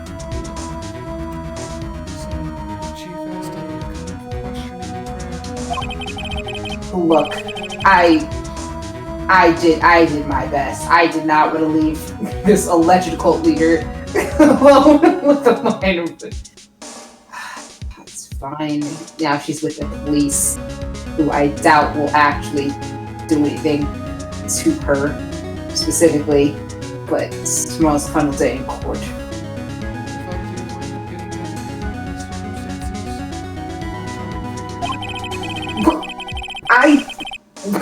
And not even the mind will be able to stop me. Okay. Alright, cool. I mean, how about instead of me, go after the guy who's trying? Yeah, okay, cool.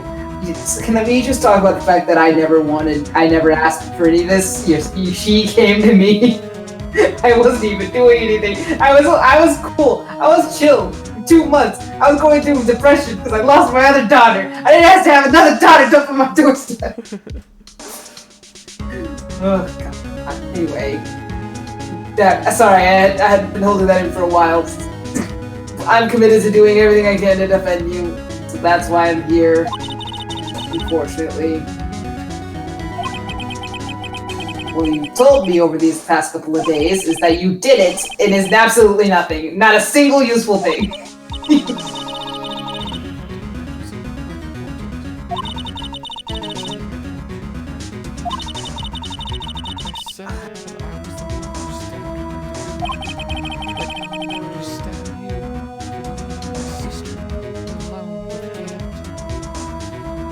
You know, I think I finally figured it out, actually. You know, I know who it is that's lurking behind your words. And in a way.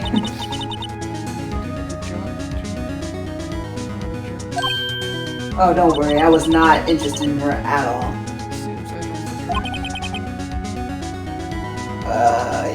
Yeah, but yes, Edgeworth was right. Once you're convinced you know something, no one can persuade you. Thick-headed, dumb, spiky-headed, arrogant, stubborn. These were the words he used, You know, it's fine. Nothing I haven't heard before. And as much as he's thrown insults at me, he's also told me to believe in myself. So, here I go. Now's my chance to get it and tell me the rest of the story. And to believe in myself. Right, that too. I have to admit, I was more than a little perplexed at first. You insisted you did it, yet there was no incriminating evidence. That's when it hit me. It's not that you're unwilling to tell the truth.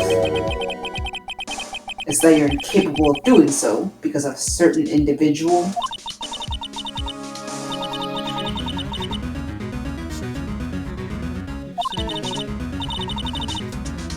Protecting this person? Protecting? No, I think afraid of is more like it. If I'm not mistaken, the person in question may have persuaded you to silence. Yeah, it looks like you hit the nail on the head here. Yep. For argument's sake, Mr. Wright, instead of may I ask who it is that you are speaking to? So you're even speaking in tongues. Everything you say is evidence to my hypothesis. The one I'm afraid so I can add them to my list.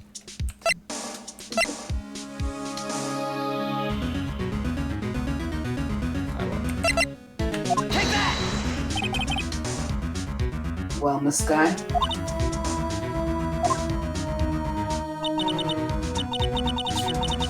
Crossing the chief. Do not forget your place. Yeah, I'm addressing the chief prosecutor, but you ain't my chief, so I'll take it. She's still not ready to spill the beans.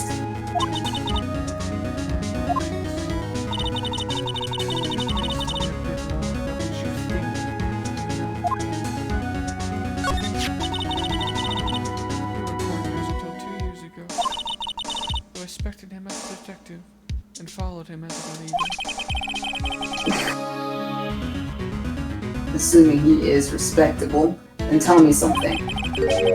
Why would he try to hide his crimes? Both you and Edward will be brought before a board of inquiry for what you did. Specifically, hiding and forging evidence. Yeah, no. Why is it, though, that Chief Gant's name was never mentioned? Edward didn't know the truth behind the forgery. No, it's in my name. The only party who could have possibly tampered with the evidence was...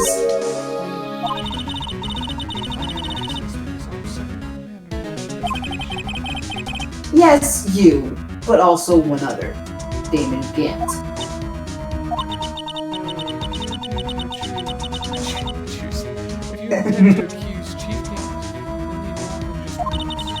Well, I choose him. The chief gave falsified evidence in that case. Holy numbers.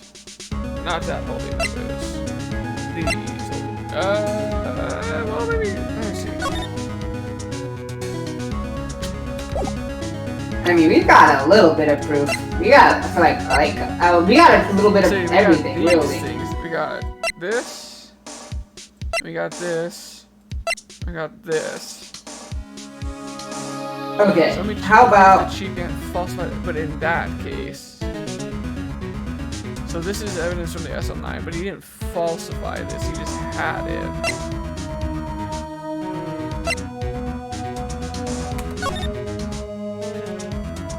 It's either that or the clock. Oh, hello. Well, we didn't ever look at this.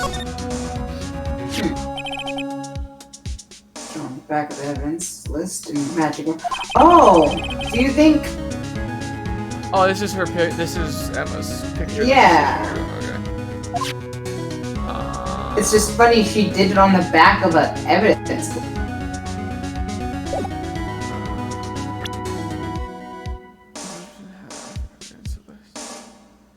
Is that falsifying though? I mean, none of. It's probably one of these three, because this is all what he was hiding. I think, is it the clock? Because why would But isn't her prints be there? It's falsified. It's evidence for something, but what? Like her.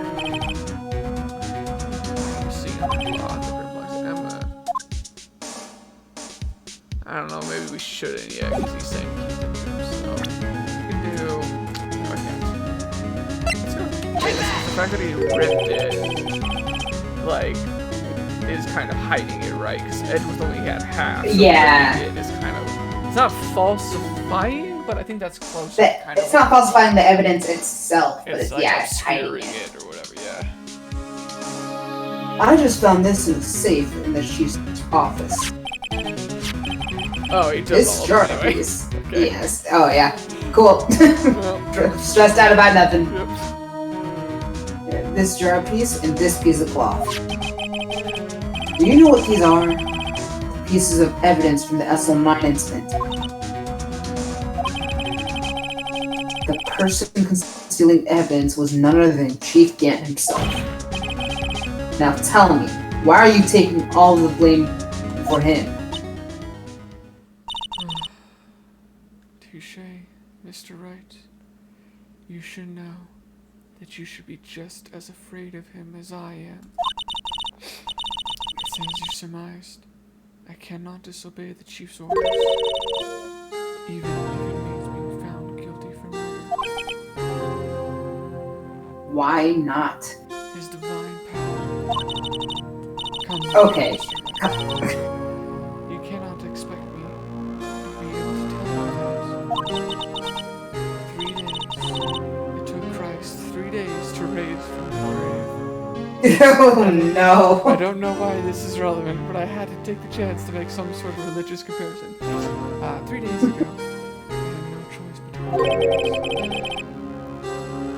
Oh God. The murder of Detective Goodman. perhaps I should say, follow orders.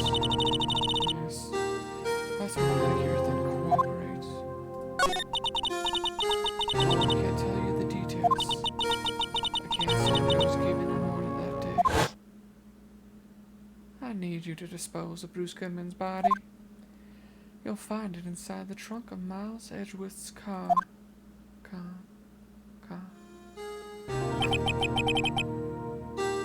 Just as I expected. And suspected. Despite what everyone believes. You were not the one who murdered Detective Goodman, and Edgeworth is not the one who did A, the crime, B, falsified evidence. Half correct. No, 100% right. I was trying to take the body out of Edgeworth's car. The trunk slide was broken. I discovered the murder weapon while inspecting the body. A murder weapon. When Edgeworth's knife. No. When I found the body, this knife was stuck in it. The knife from the SL9 incident. Serial killer Joe Dark's knife. I couldn't just leave that knife in. So I took it out and stabbed him with another knife. That would be Edgeworth's knife. Jesus, I cannot believe. Even though he was already dead, my hands were shaking at the thought of stabbing him. That's why I ended up cutting my hand. And that is the reason for the bandage on your right hand. Yes. It seems that I got blood on the victim's shoes as well. And then she saw me just as I plunged the knife in. Well, I guess she wasn't lying.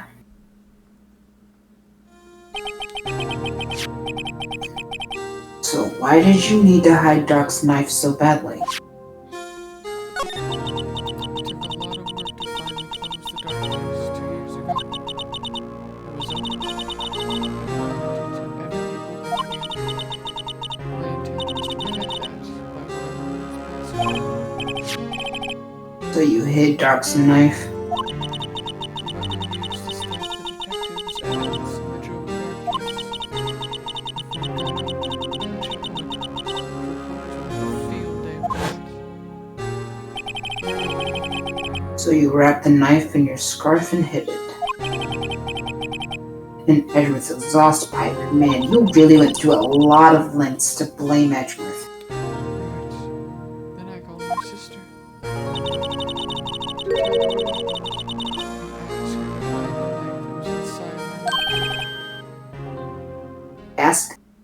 You asked Emma?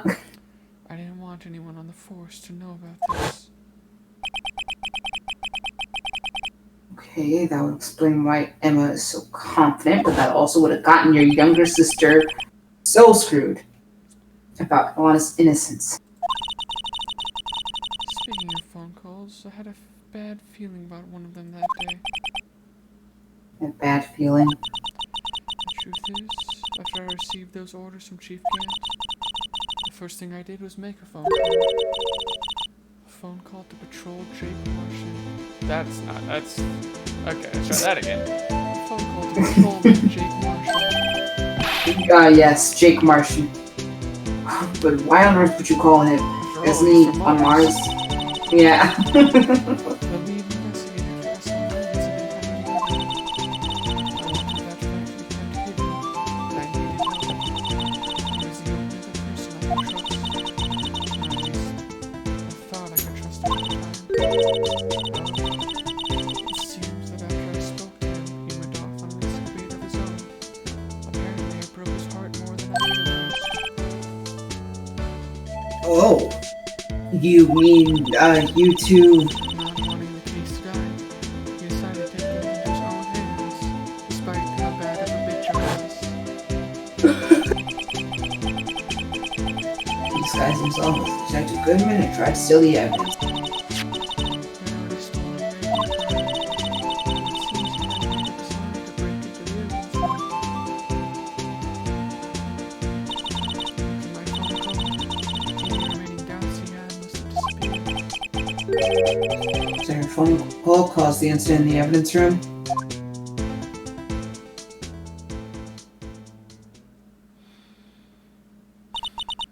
I'm afraid that's all I can tell you. But Lana... You've earned my respect, Mr. Wright, both as a defense attorney and an investigator. Yeah, But I will never I really shouldn't be calling myself a junior investigator anymore. Like, I'm way past. Now please, don't pursue the same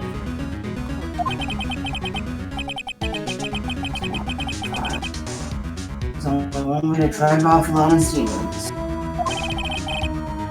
And Edward Stevens. I gotta get to the bottom of everything. And then to be oh, no, not yet. Detective Goodman's real murderer.